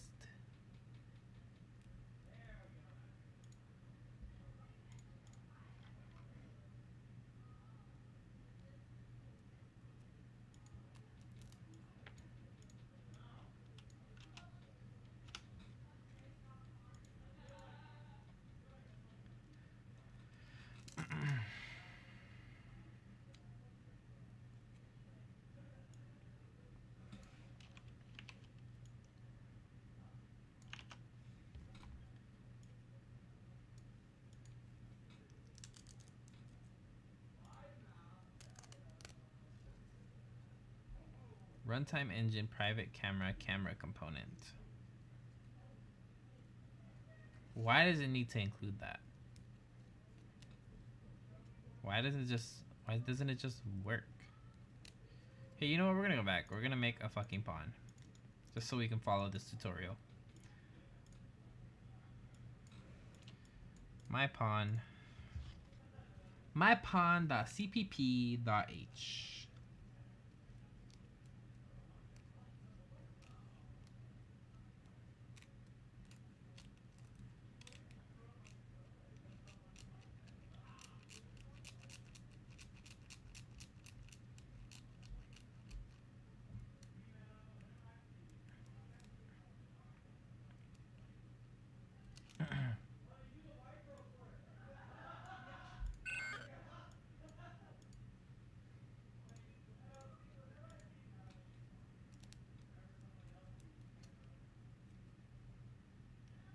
Alright, let's go into mypawn.h.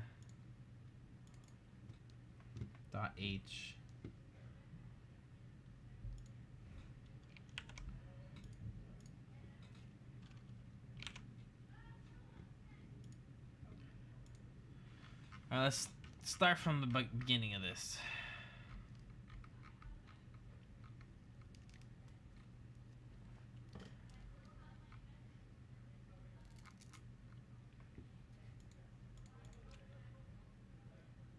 So we're gonna add this to the constructor. Set this pawn to be controlled by the lowest numbered player.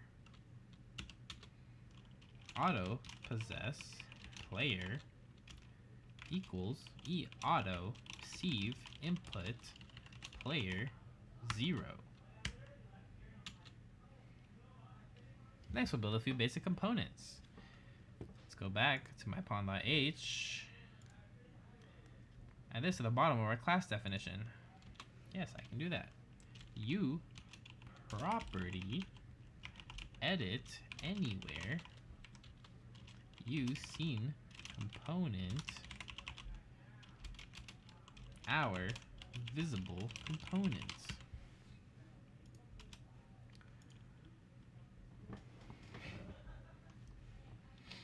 And back in mypawn.cpp, root component equals create default sub object use scene component text root component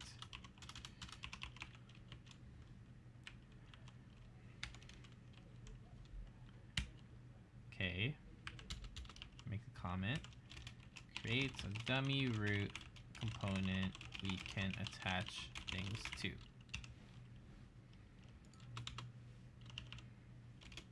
Create a camera and a visible object. U camera Component.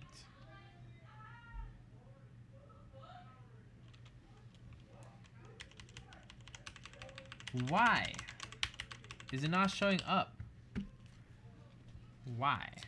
Are you telling me this fucking code is outdated?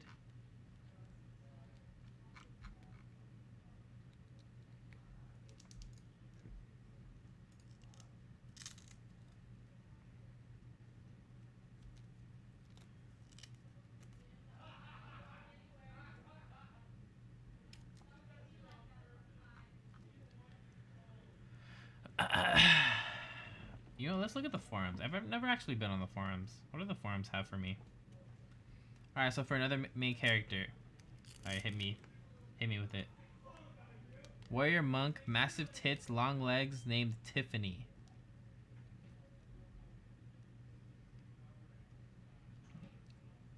Tiffany. So it's like Tiffany. Like, it's pronounced like that, right? Tiffany. Alright.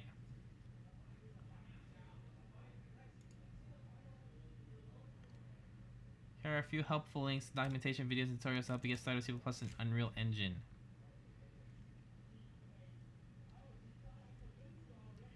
Community content, Ramos code tutorials.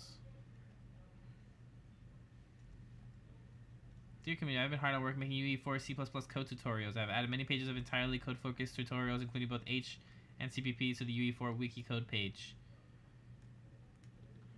Oh? After over a year in maintenance mode, the official Unreal Engine wiki is now permanently offline. These resources now live on a new community-run Unreal Engine community wiki, UE4community.wiki. You will be able to find content from the official Unreal Engine wiki at UE4.wiki/legacy when we're working closely with the curators.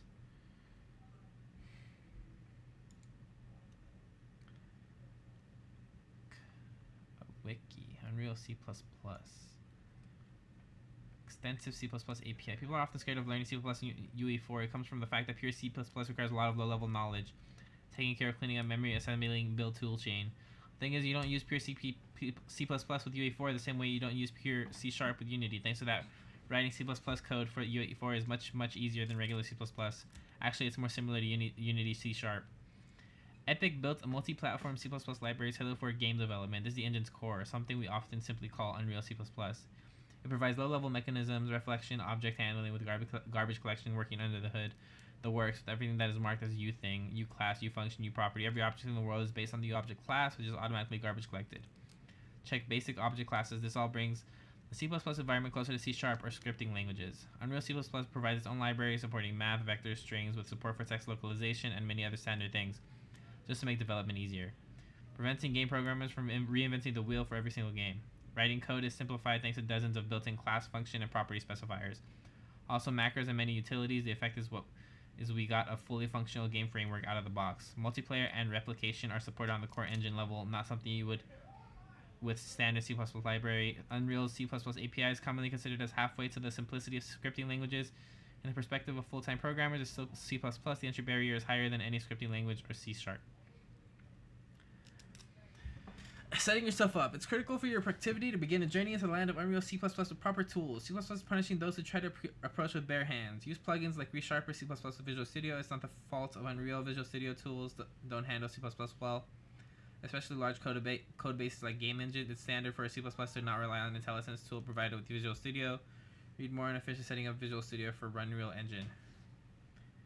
Here, let's try this. ReSharper C++. The Visual Studio extension for C++ developers. Free 30-day trial. How much is this? How much does this cost? $300 bucks? Are you fucking kidding me, bro? 130 bucks for a year? Are you shitting me? Okay, let's do this. If you're new to using Visual Studio with Unreal Engine, you want to read this extended version of the official guide. Official docs setting up Visual Studio for Unreal Engine installation and bah. If you're new to using Visual Studio, you want to read setting up installation and basic setup.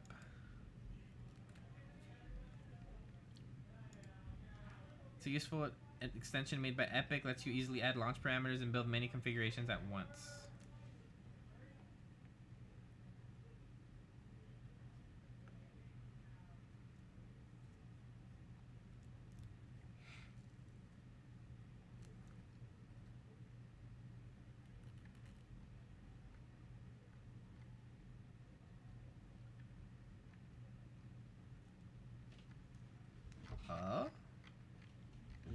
What is this?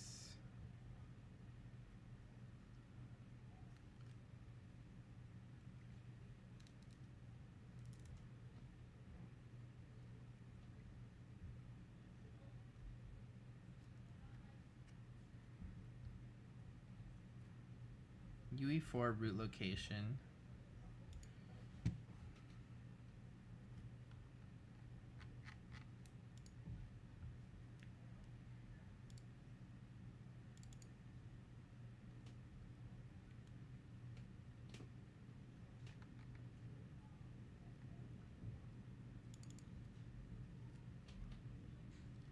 Engine, extras, Unreal VS, VS 2019. By double clicking it. Oh shit! Holy fuck!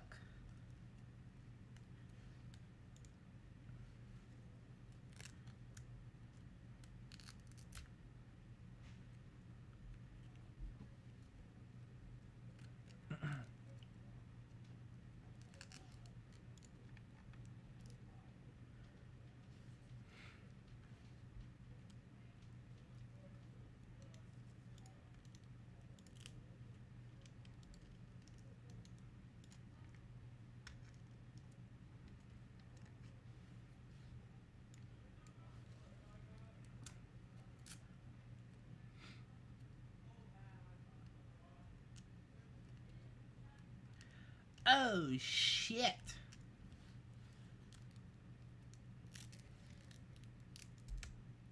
So this website is probably very important and I should save it.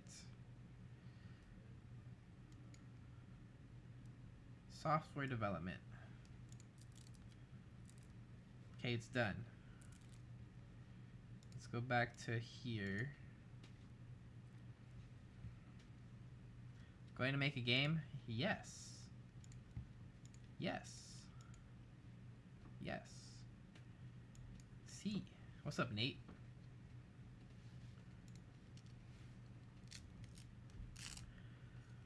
What up, brother?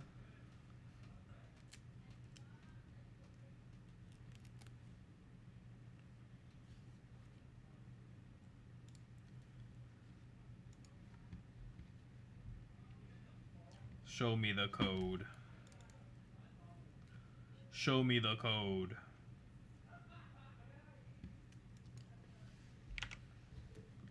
Show me the code.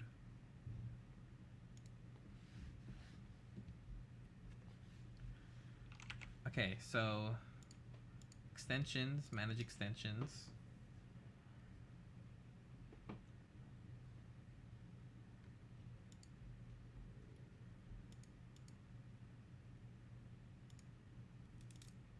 Installed. Tools. Unreal VS. Okay, so I do have it. So let's go to Tool or X Tools.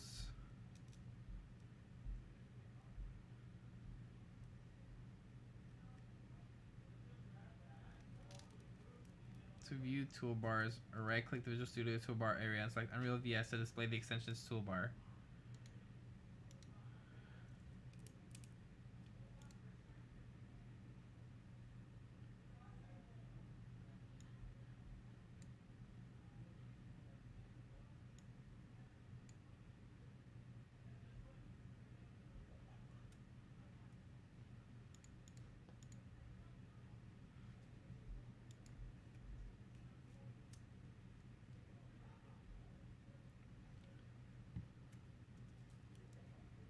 By default, 2B appears as above, but its content can be customized via the Tools Customize by choosing the Unreal VS toolbar in the Commands tab.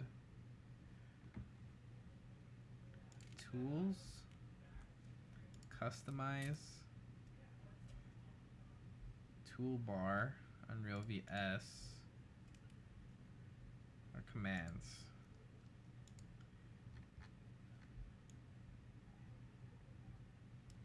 Toolbar.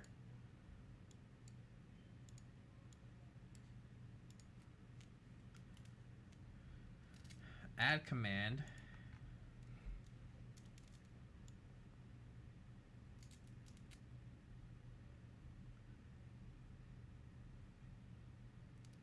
Where is it? I don't see it.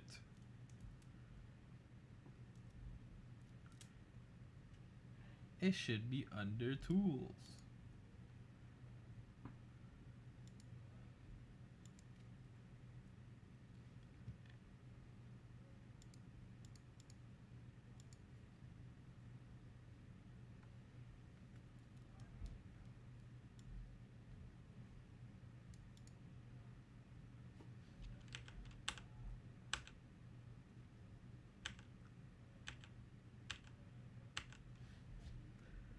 There's nothing here.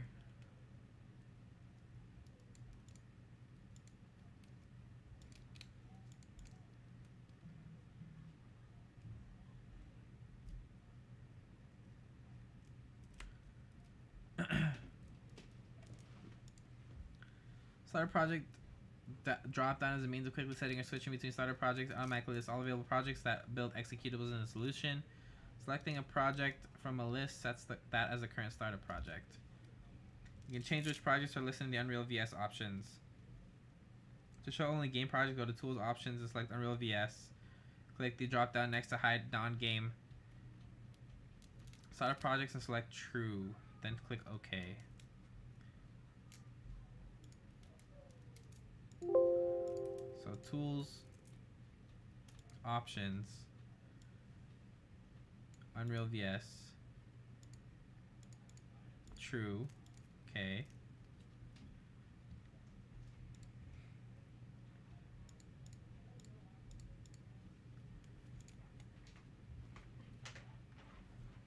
The extension also contains a command for building the current starter project, which can be bound to a hotkey or other means of running custom commands. Binding the command to a hotkey.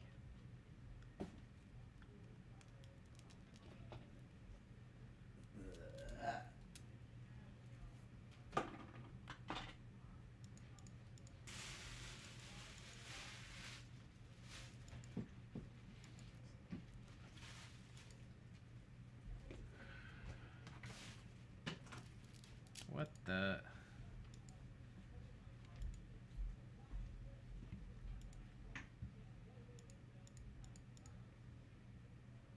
Wait, so if I close this, Visual Studio.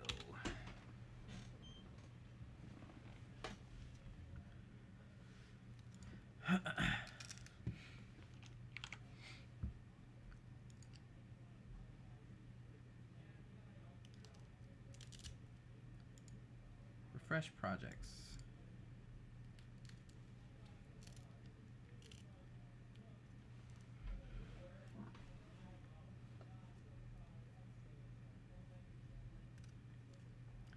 Go to Tools, Options, Keyboard, apply the following additional keyboard mapping scheme.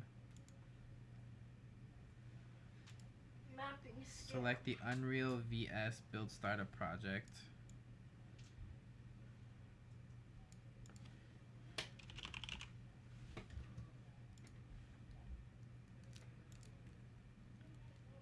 The command select, click in the press shortcut keys, and then press the combination of keys you want to use to perform the command.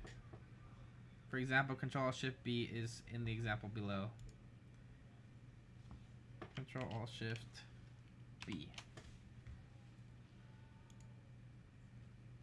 Press the assign button to bind the keys to the command. The key combination is displayed under shortcuts for selected commands. Press the OK button to save the changes. Now when you use the shortcut, the project set as a starter project will automatically build. Wasn't there already a... Control B. What's the difference between regular build and this build? I don't get it. Iterating on a single source file. If you're used to iterating on updates to a single source file using Control F7 in Visual Studio, combine Control F7 to the Unreal VS compile single file command, which builds your active project with current solution configuration platform, and the single file equals paths to currently open file argument. Command line arguments, refresh projects, batch builder. You click start. Okay, you can view the output from quick build menu.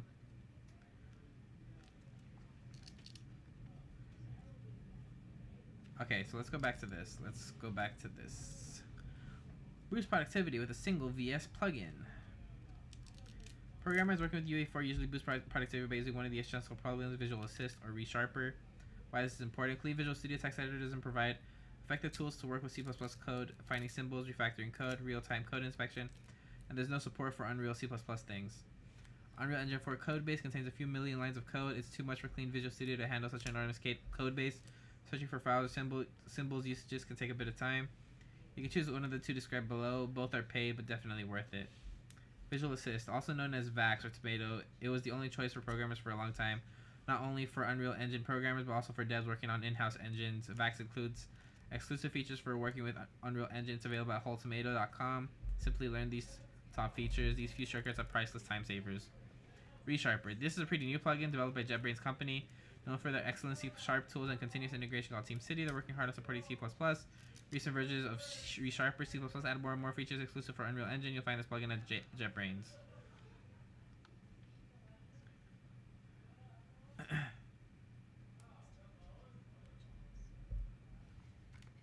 Okay, alright.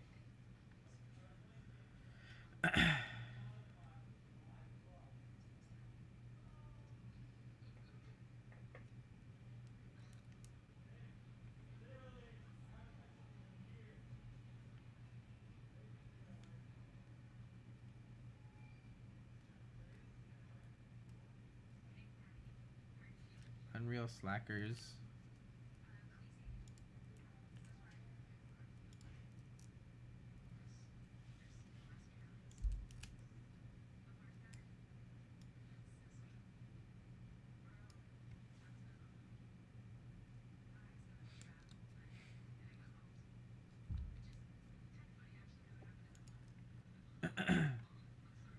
Programming CPP.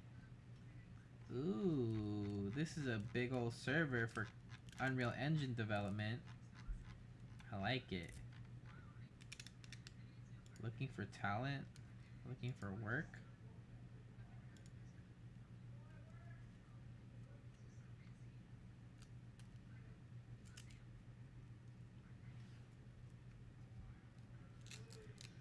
Oh, there's actually job postings here. What the fuck?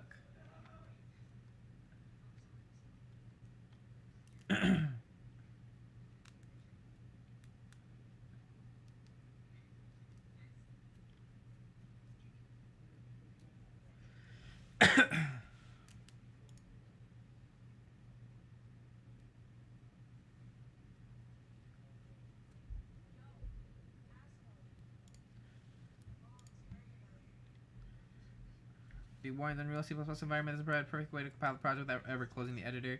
There's a mechanism called hot reload triggered by a huge button in the editor toolbar, which allows rebuilding C++ code even if you change code in the C++ header or even add new classes. Unfortunately, causes occasional data loss.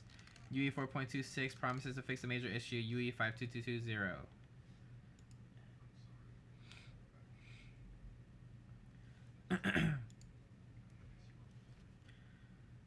However, Epic integrated Live++ to all developers since 4.22 that allows you to safely recompile changes in C++ files. It's quick and it's 100% stable, even if the game is running super sweet, although limit only CPP files. Learning curve for Unreal C++ is steep, partially because official docs don't explain programming C++ concepts, assuming everybody is a programmer already.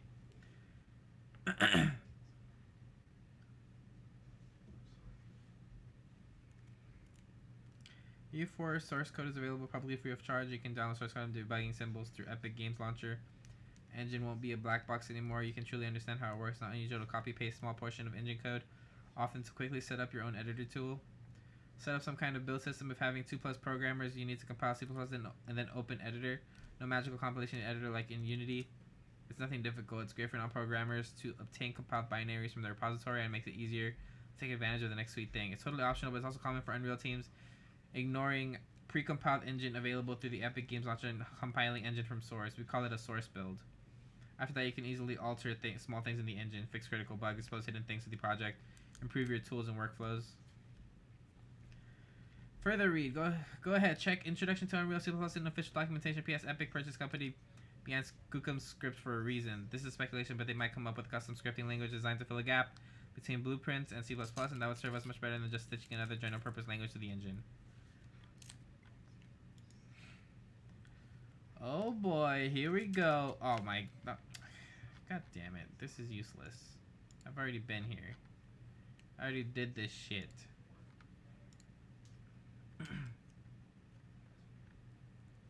Alright, let's go back over here.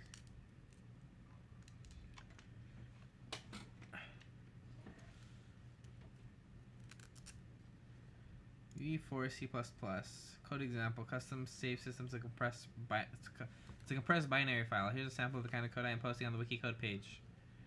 This is a code sample for how to save any game data you want from UE4 C++ to a compressed binary file name of your choosing. Oh shit. Summary. Enjoy. Rama. Thanks, Rama. Putting this up is awesome.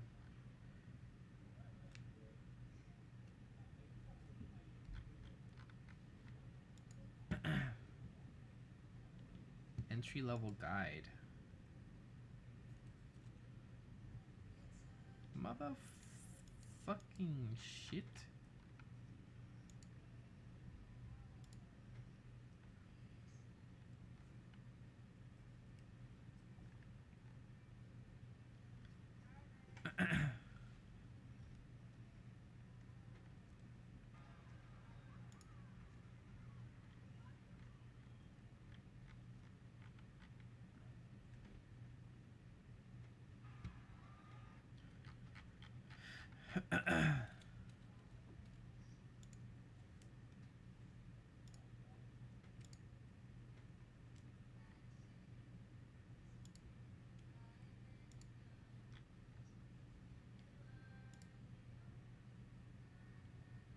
This website is more useless than their documentation.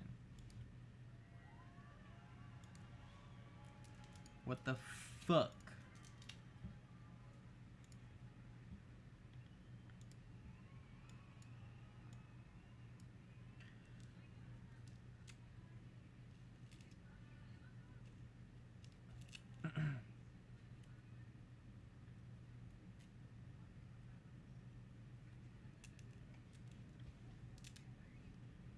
You function.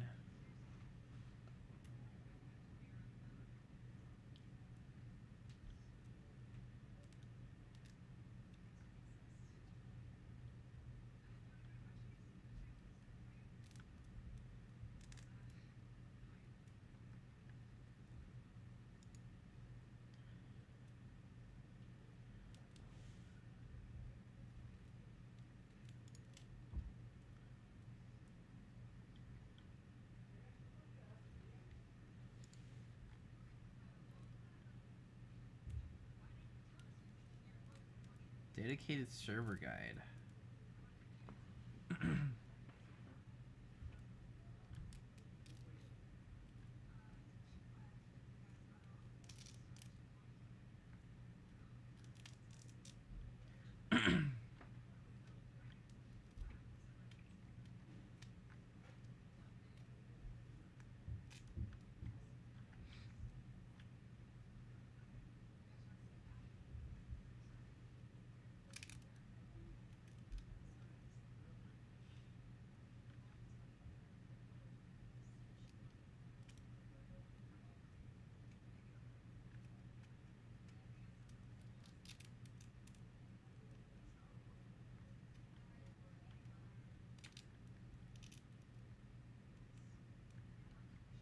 God, I haven't even thought about networking in this game. Or in a game. Holy shit. Networking is gonna kill me, bro.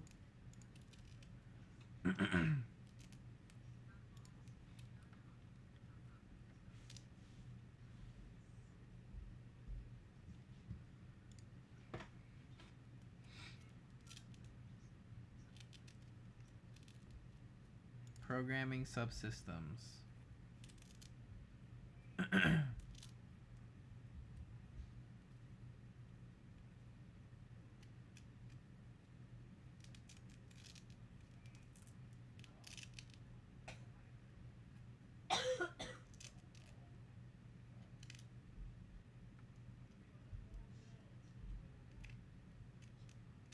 What is this YouTube video? God damn it.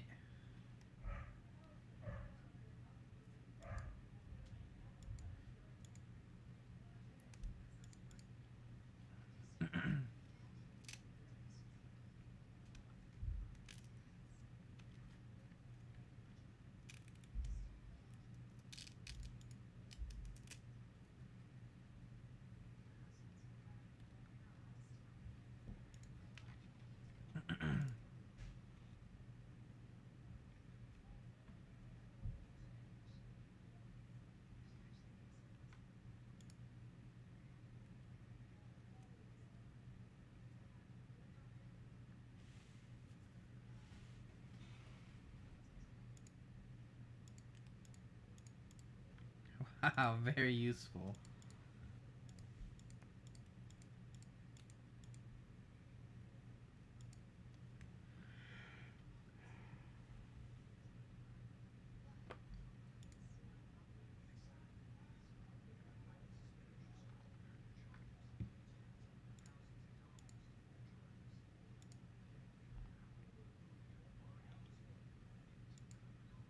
Orpheus tutorials.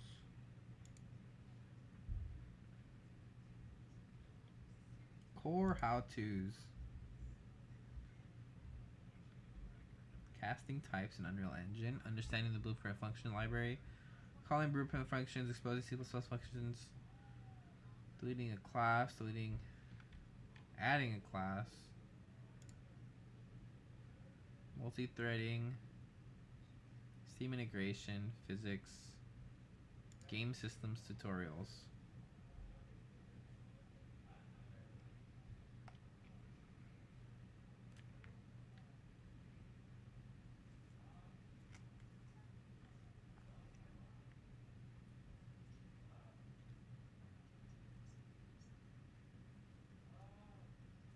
Basic dialogue system. So we're getting somewhere. We're getting close. Code samples. I don't want a puzzle game. How come nobody makes fucking turn-based shit?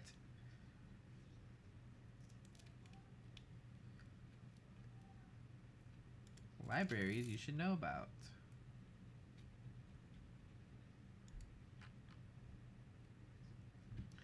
(2014)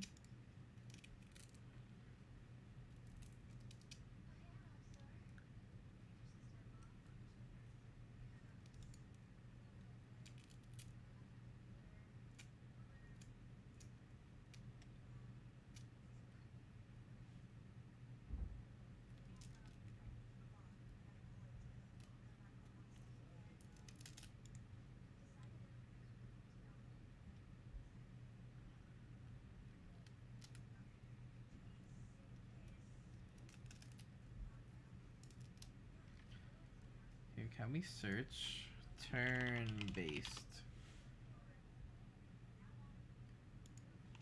Turn-based.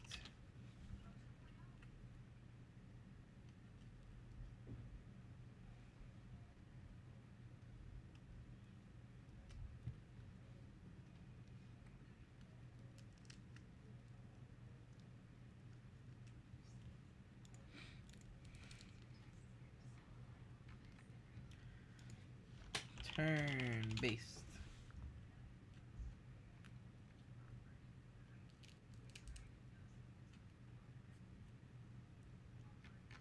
Can I sort by last update? Sort by date started post.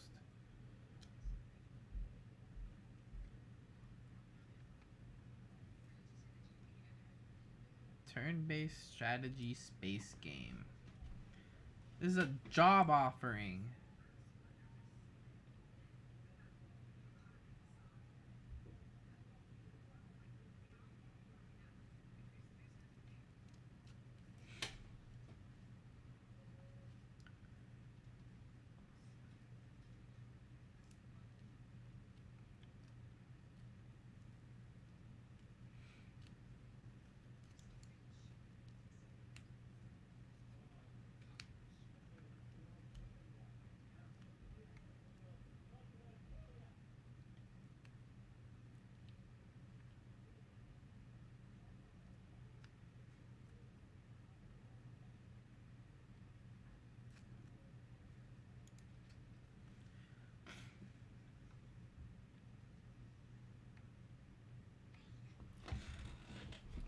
Okay, Anthony, I'm done buying everything now and have it set to get here next week.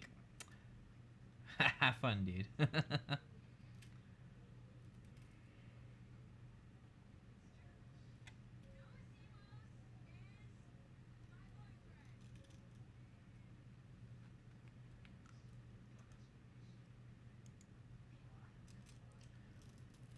Alrighty, am after I feel this hole in my wallet. Oh.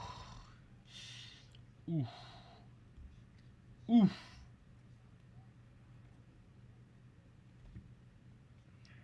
You're done, bro. It's over. It's over.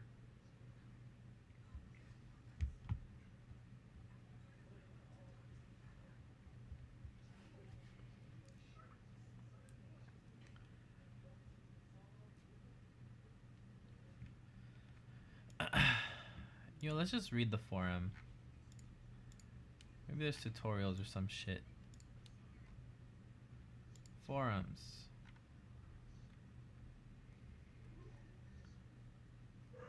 For gameplay programmers.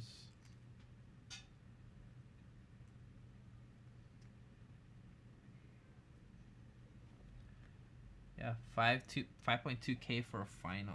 Eesh. I mean, my computer's probably gonna be that expensive or close to it when I decide to build it.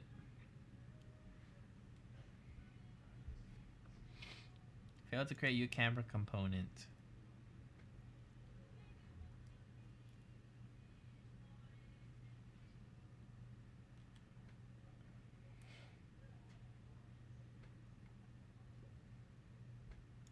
Hey, I'm dealing with that issue right now.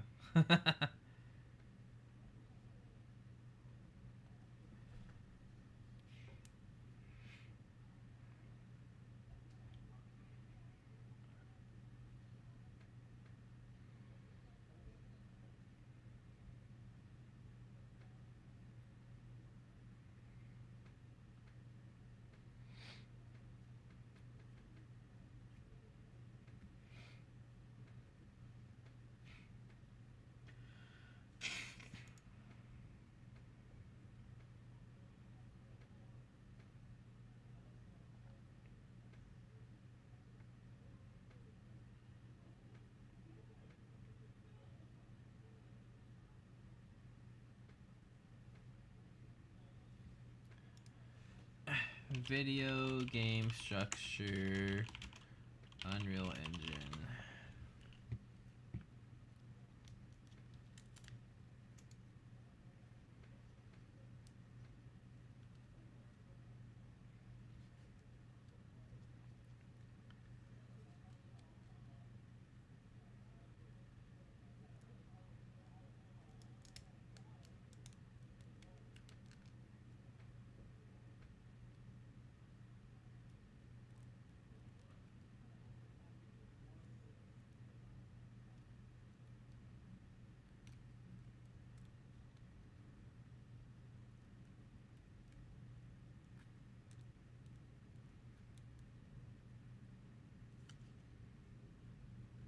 Ah, this is what I've been looking for. Framework.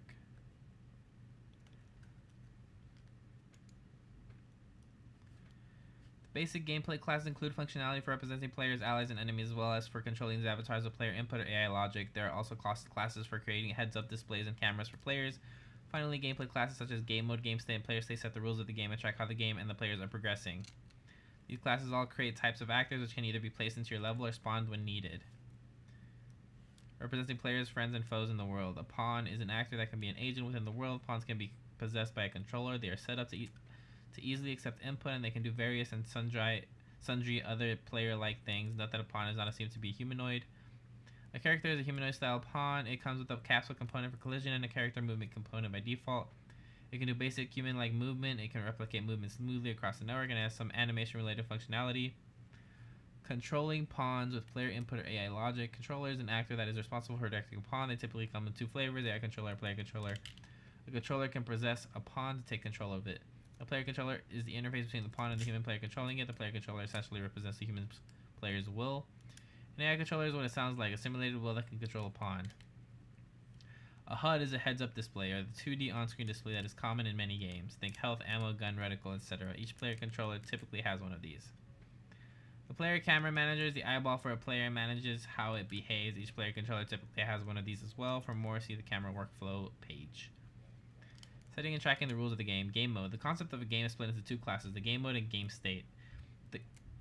The game mode and game state is the definition of the game, including things like the game rules and win conditions. It only exists on the server. It typically should not have much data that changes during play, and it definitely should not have transient data that clients need to know about. The game state contains the state of the game, which would include things like the list of connected players, a score, where the pieces are in a chess game, or the list of what missions you have completed in an open world game. The game state exists on the server and all clients and can replicate freely to keep all machines up to date. A player state is a state of a participant in a game, such as a human player or a bot that is simulating a player. Non-player AI that exists as part of the game would not have a player state. Example data that would be appropriate in a player state include player name, score, in-match level for something like a MOBA, or whether the player is currently carrying the flag in a capture the flag game. Player states for all players exist on all machines, unlike player controllers that can replicate freely to keep things in sync. Framework class relationship. This flowchart illustrates how these core gameplay classes relate to each other. A game is made up of a game mode and game state. Human players joining the game are associated with player controllers. These player controllers allow players to possess pawns in the game so they can have physical representations in the level. Player controllers also give players input controls, a heads-up display or HUD, and a player camera manager for handling camera views. For more on gameplay framework classes, see gameplay framework.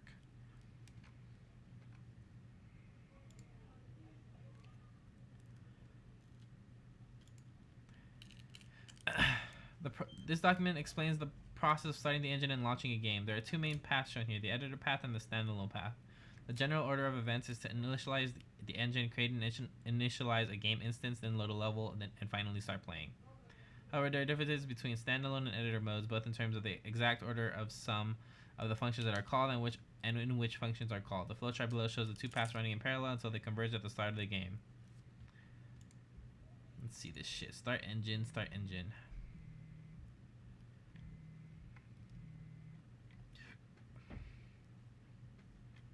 Interesting. Okay.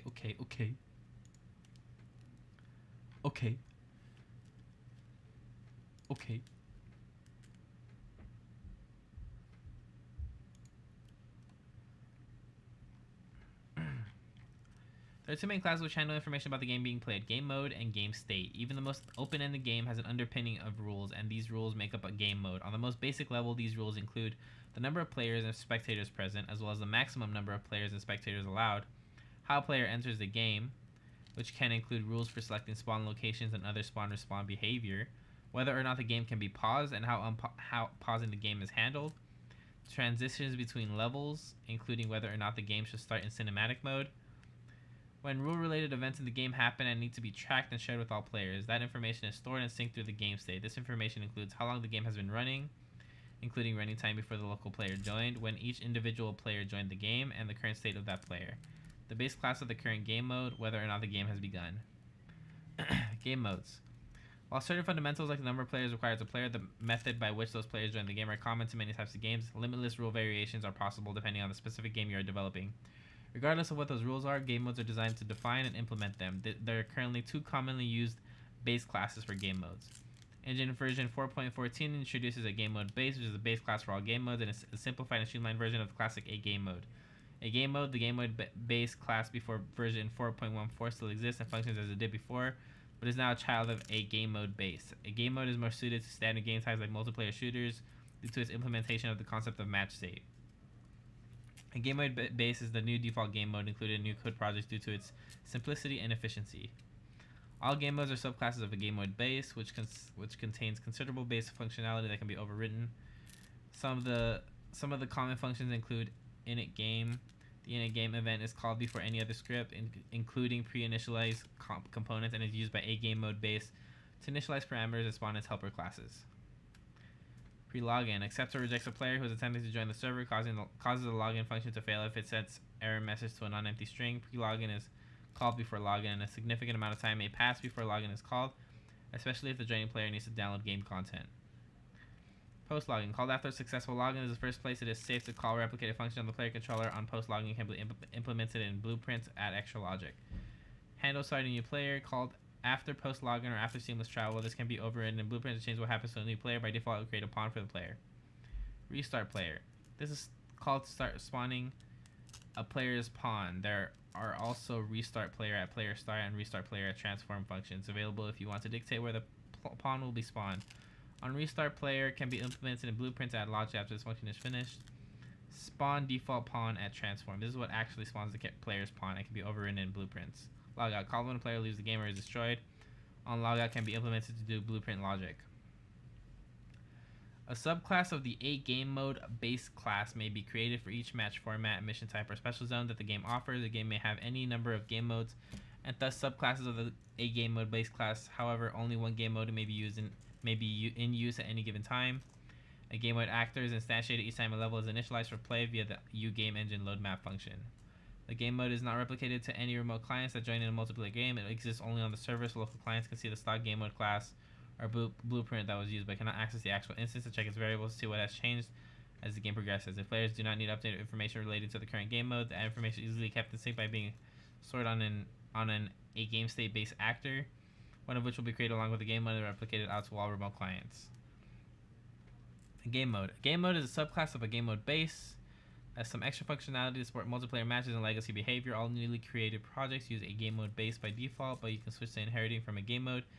If you need this extra behavior, if you inherit from a game mode, you should also inherit your game state from a game state, which also supports the match state machine. A game mode contains a state machine that tracks the state of the match or the general gameplay flow.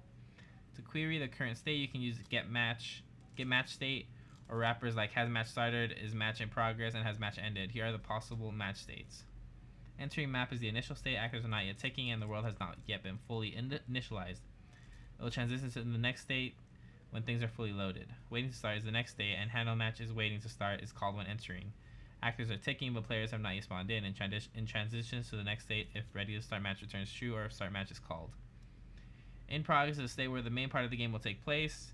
Handle match has started is called when entering it, which then calls begin play on all actors. At this point, normal gameplay is in progress. The match will transition to the next state when ready to end match returns true or end match is called.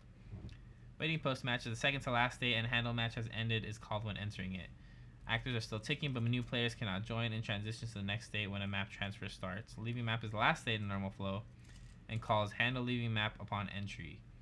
The match stays in this state while transferring to a new map where it will transition back to entering map. Aborted is a failure state and can be started by calling abort match. This is set when there is an unrecoverable error. Match state will almost always be in progress since that is a state where begin play is called and actors begin ticking. However, individual games can override the behavior of these states to build a multiplayer game with more complicated rules, such as permitting players to fly around the level freely while waiting for other players to join in a multiplayer shooter. Game mode blueprints. It is possible to create blueprints derived from game mode classes and use these as the default game mode for your project or level.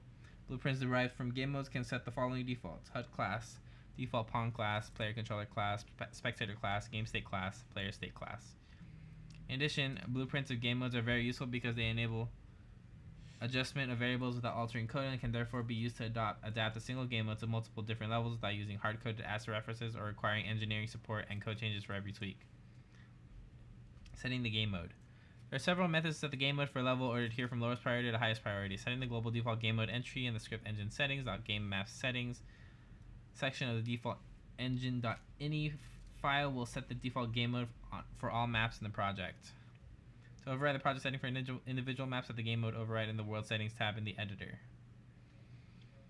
URLs can be passed to executable to force the game to load with specific options. Use the game options to set the game mode. See command line arguments for more information.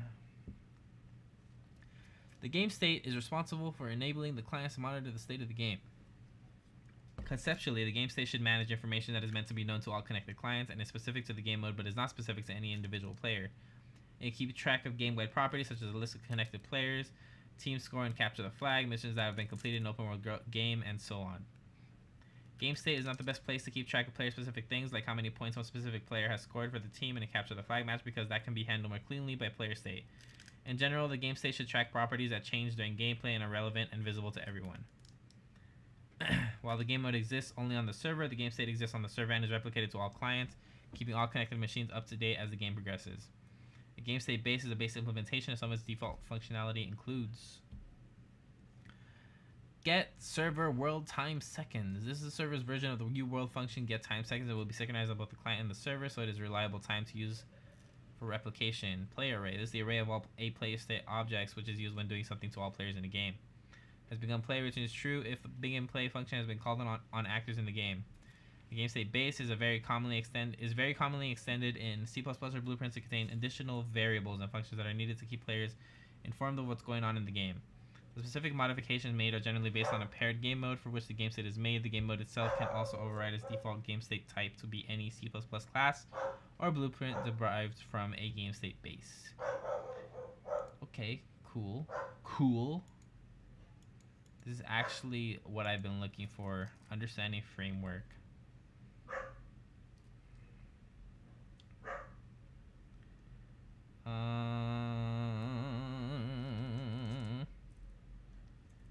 User interfaces and HUDs.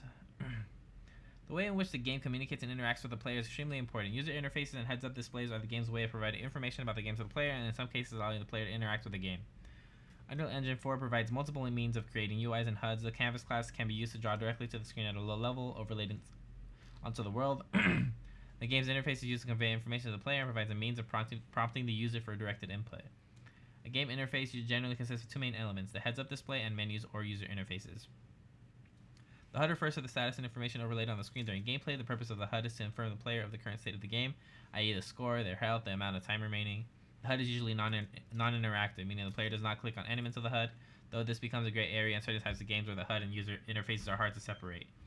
User interfaces refer to menus and other interactive elements. These elements are usually drawn overlaid on the screen, much like the HUD, but in certain circumstances they could be part of the game world itself, rendered onto a surface in the world. The most obvious examples of URs are the main menu displayed when the game starts up, or the pause menu shown when the player has paused the game.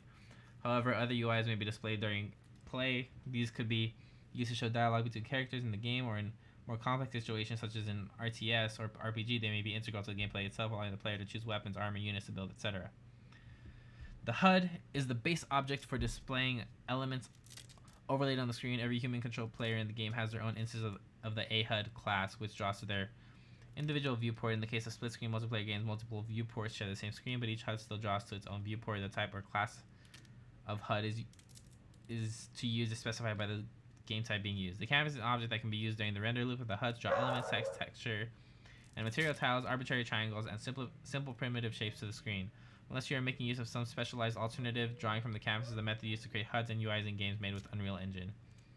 Slate is a completely custom and platform agnostic user interface framework that is designed to make building the user interface for tools and applications such as Unreal Editor or in-game user interfaces fun and efficient. It combines a declarative syntax with the ability to easily design, layout, and stack components that allow for easily creating and iterating on UIs.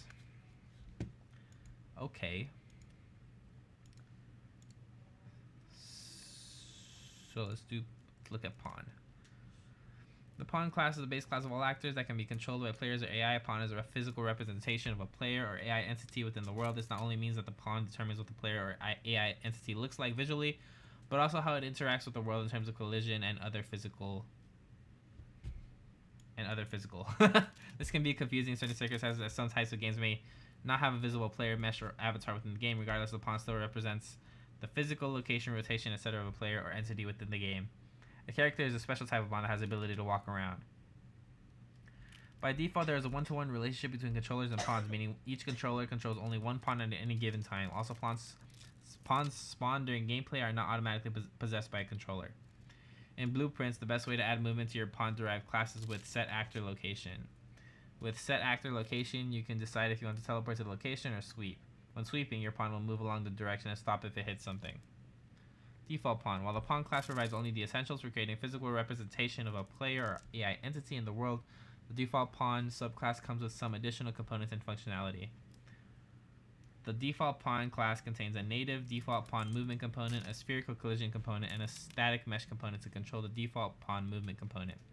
As well as the camera, a boolean to add default movement bindings is also present in the default pawn class and is set to true by default. The movement style set for the default pawn movement component is a no gravity flying style. In addition to the usual movement component variables, it includes max speed, acceleration, and deceleration flow values. These three variables are also accessed in default pawn derived blueprints. Spectator pawn. The spectator pawn class is a subclass of default pawn Through game mode, different classes can be specified as defaults for pawn and spectator pawn, and this class provides a simple framework ideal for spectating functionality. Like default pawn, it has a spherical collision component, although the static mesh components is not created due to the implementation of do not create default sub-object. The movement for the spectator pawn class is handled in the spectator pawn movement component. The no gravity flying behavior is the same as in the default pawn movement component, with added code for handling or ignoring time dilation as necessary. Okay, let's look at controller. Controllers are non-physical actors that can possess a pawn or pawn-derived class-like character to control its actions. A player controller is used by human players to control pawns, while an AI controller implements the artificial intelligence for the pawns they control. Controllers take control of a pawn with the possess function and give up control of the pawn with the unpossessed function. Controllers receive notifications from any of the events occurring for the pawn they are controlling. This gives the controller the opportunity to implement the behavior in response to this event, intercepting the event and superseding the pawn's default behavior. It is possible to make the controller tick before a given pawn, which minimizes latency between input processing and pawn movement. By default, there is a one-to-one relationship between controllers and pawns, meaning each controller controls only one pawn at any given time. This is acceptable for most types of games, but may need to be adjusted at certain types of games. Real-time strategy comes to mind, may require the ability to control multiple entities at once.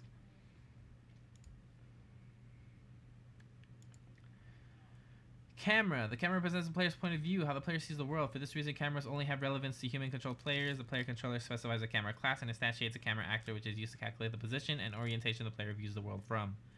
Camera component and camera actor. All the camera's properties and behavior are set up in the camera component. The camera actor class primarily acts as a wrapper for the camera component, so that the camera can be placed directly in the level rather than within another class. In the camera component, it is possible to set whether the camera is in perspective mode or orthographic mode. The vertical field of view can be set for perspective mode, and the width in world units can be set for orthographic mode. For both modes, the aspect ratio can be designated, and preset aspect ratio for common devices and display types are. Post-process effects can be added to the camera, and it is also possible to scale the length of the post-process effects. Two components are added to the camera component to aid in visual placement in the editor, although they will not be visible during gameplay. A frustum component shows where the camera field of view is. This is not shown by default, but can be turned on by selecting Show Advanced Camera Frustrums in the viewport. A static mesh component represents the camera's placement in the level. Player Camera Manager. The Player Camera Manager is a camera manager by default. Its own built-in behaviors, blending between pending view targets and debug cameras triggered by console commands. Otherwise, it queries a view target for what to do for the camera's viewpoint and all other camera settings. Usually, you'll not need a Player Camera Manager subclass. Little modifications to Player Camera Manager is needed beyond possibly adding rules for setting the view target if the automatic rules are insufficient. If it is necessary to subclass the Player Camera Manager and you are doing so with blueprints instead of C++, the blueprint update camera function exists to allow custom camera implementations. When using this function, return true to use the returned values or return false to ignore them.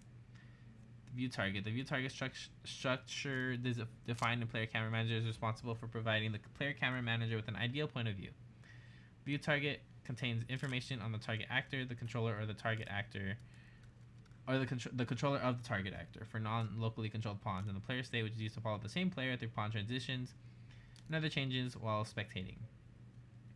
The camera information passed to Player Camera Manager through the POV property is in the form of an F minimal view info struct. This struct contains the basic camera information from a camera component, including the location, rotation, projection mode, perspective or orthographic, FOV, orthographic width, aspect ratio, and post-process effects, providing the Player Camera Manager with access to these values allows the Player Camera Manager to blend between two camera modes during its camera management.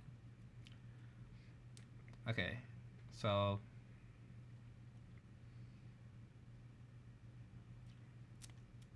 what is the workflow for designing a game? Do people make the game mode first? The game states? They design all the missions? And then do they do like the characters?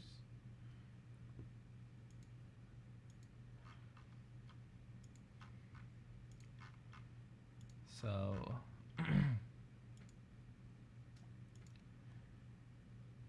video game framework.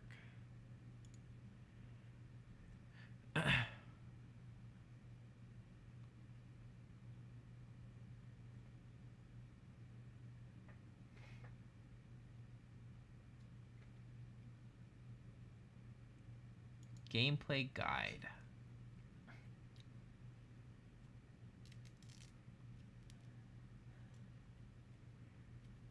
These pages will introduce you to key Unreal terms that add new types of gameplay objects. You'll generally create a new class. The class is a template or collection of rules for your new objects, so you can create as many copies as you need, each containing properties and behavior that you set in the template. Everything for project.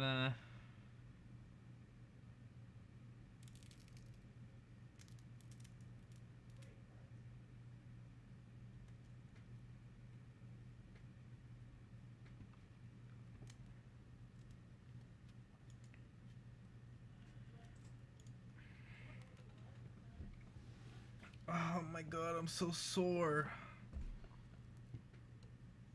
Oh my god, today's Friday. I don't have to go to sleep early if I don't want to. Yeah, I'm gonna shower. I'm still gonna shower. I'm just saying, it's Friday. You're sleepy.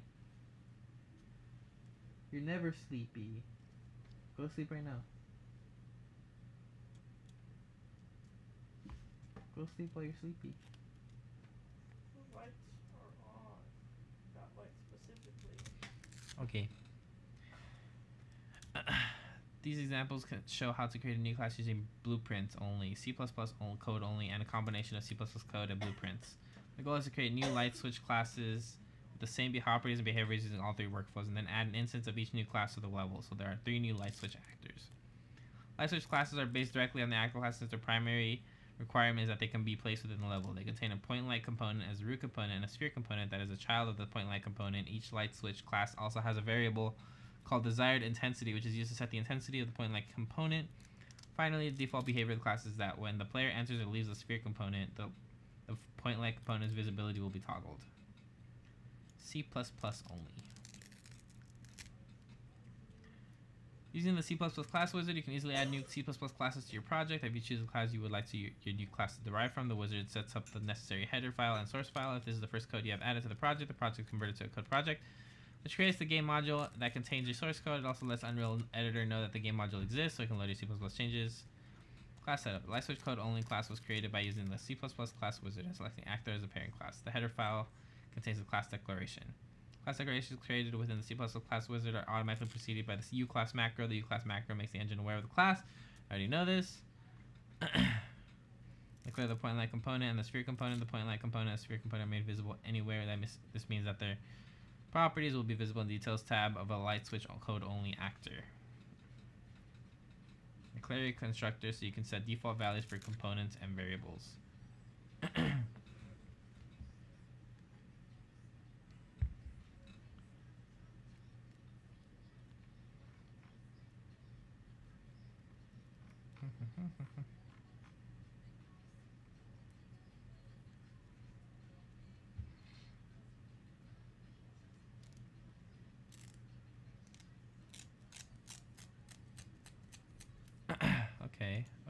Okay. Framework. In Unreal Engine 4, there are a number of classes that can come with preset behavior to help you get started with your game. Read more about these building blocks and how they work together in the framework overview or quick reference, or jump straight to a particular class page for more information. Game mode and game state. I already looked at this, right? Yes, I did.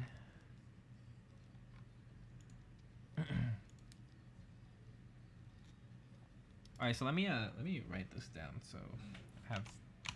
Where's my Lexi? Can you give me my journal? My journal, please.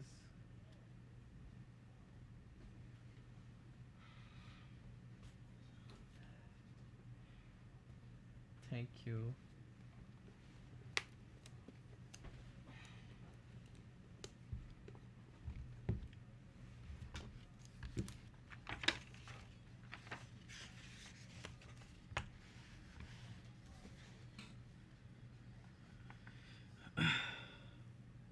Unreal Engine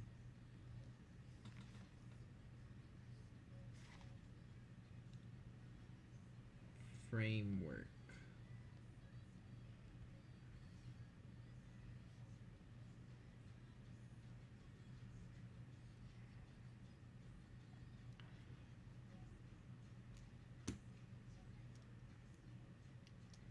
The game mode.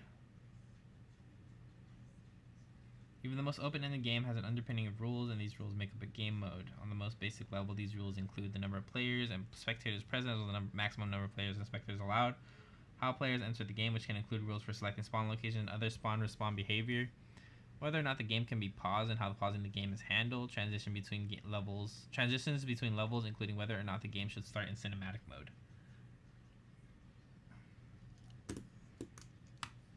So, if I was to go to the game mode class in the documentation, game mode,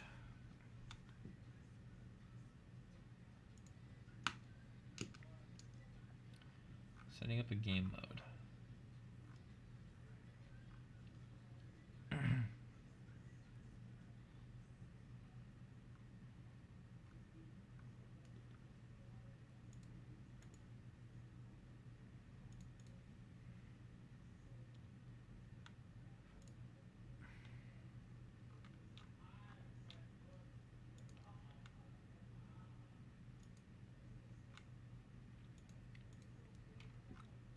So C++ API reference, game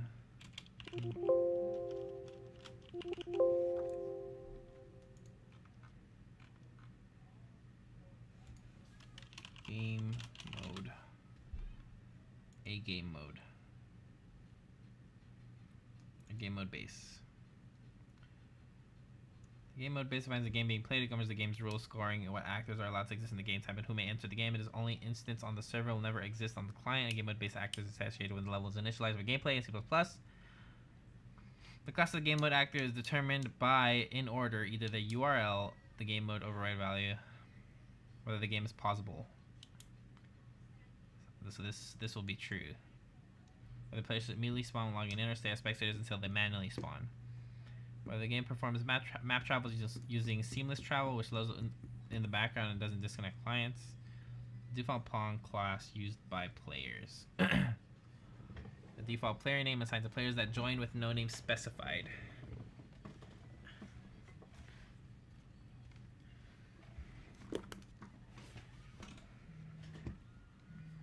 So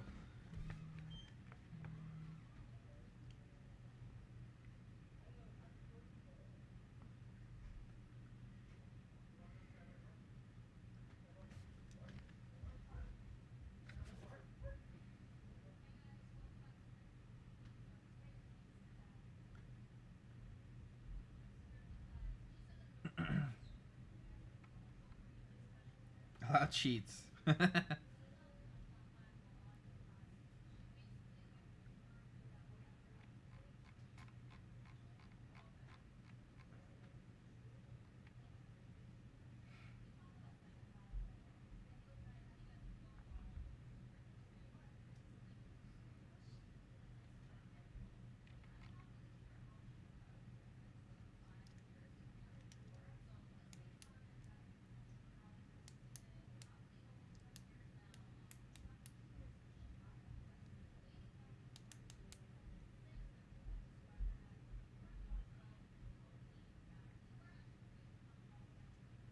Should start in cinematic mode. Check to see if we should start in cinematic mode, e.g. matinee movie capture.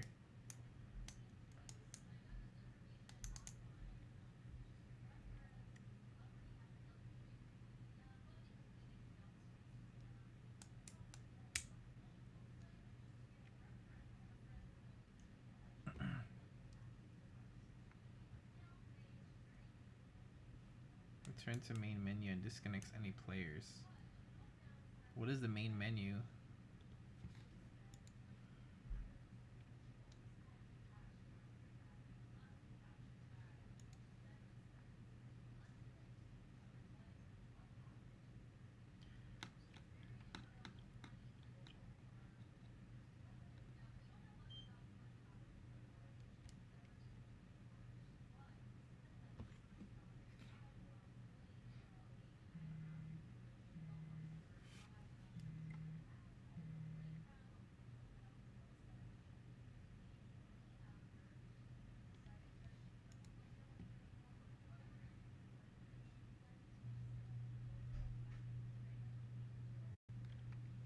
So game state.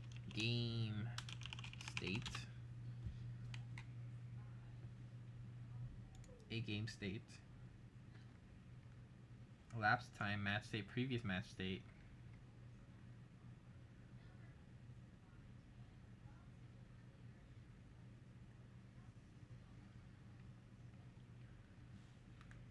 Okay, I'm starting to get a better understanding or overview of how this whole thing should work, which is good. It's important. But for now, I'm going to end the stream. I've been reading a lot. I'm going to peace out. I might do some more reading on my own. But thank you for watching, guys. Anybody that's still here, I appreciate it. I hope my voice is okay to listen to while it's reading. Can you read me something so I can sleep? Is that why you're sleeping? Because I've been reading? Yeah. Well then. Brain cells are Either stupid. go with a stir or a shake, but what I'm going to show you. Uh-huh. I know, I'm stupid. No. You know, whatever you say. No. No. You say. No. Are you really sleepy? Are you not fucking me or what? I wasn't done rating it.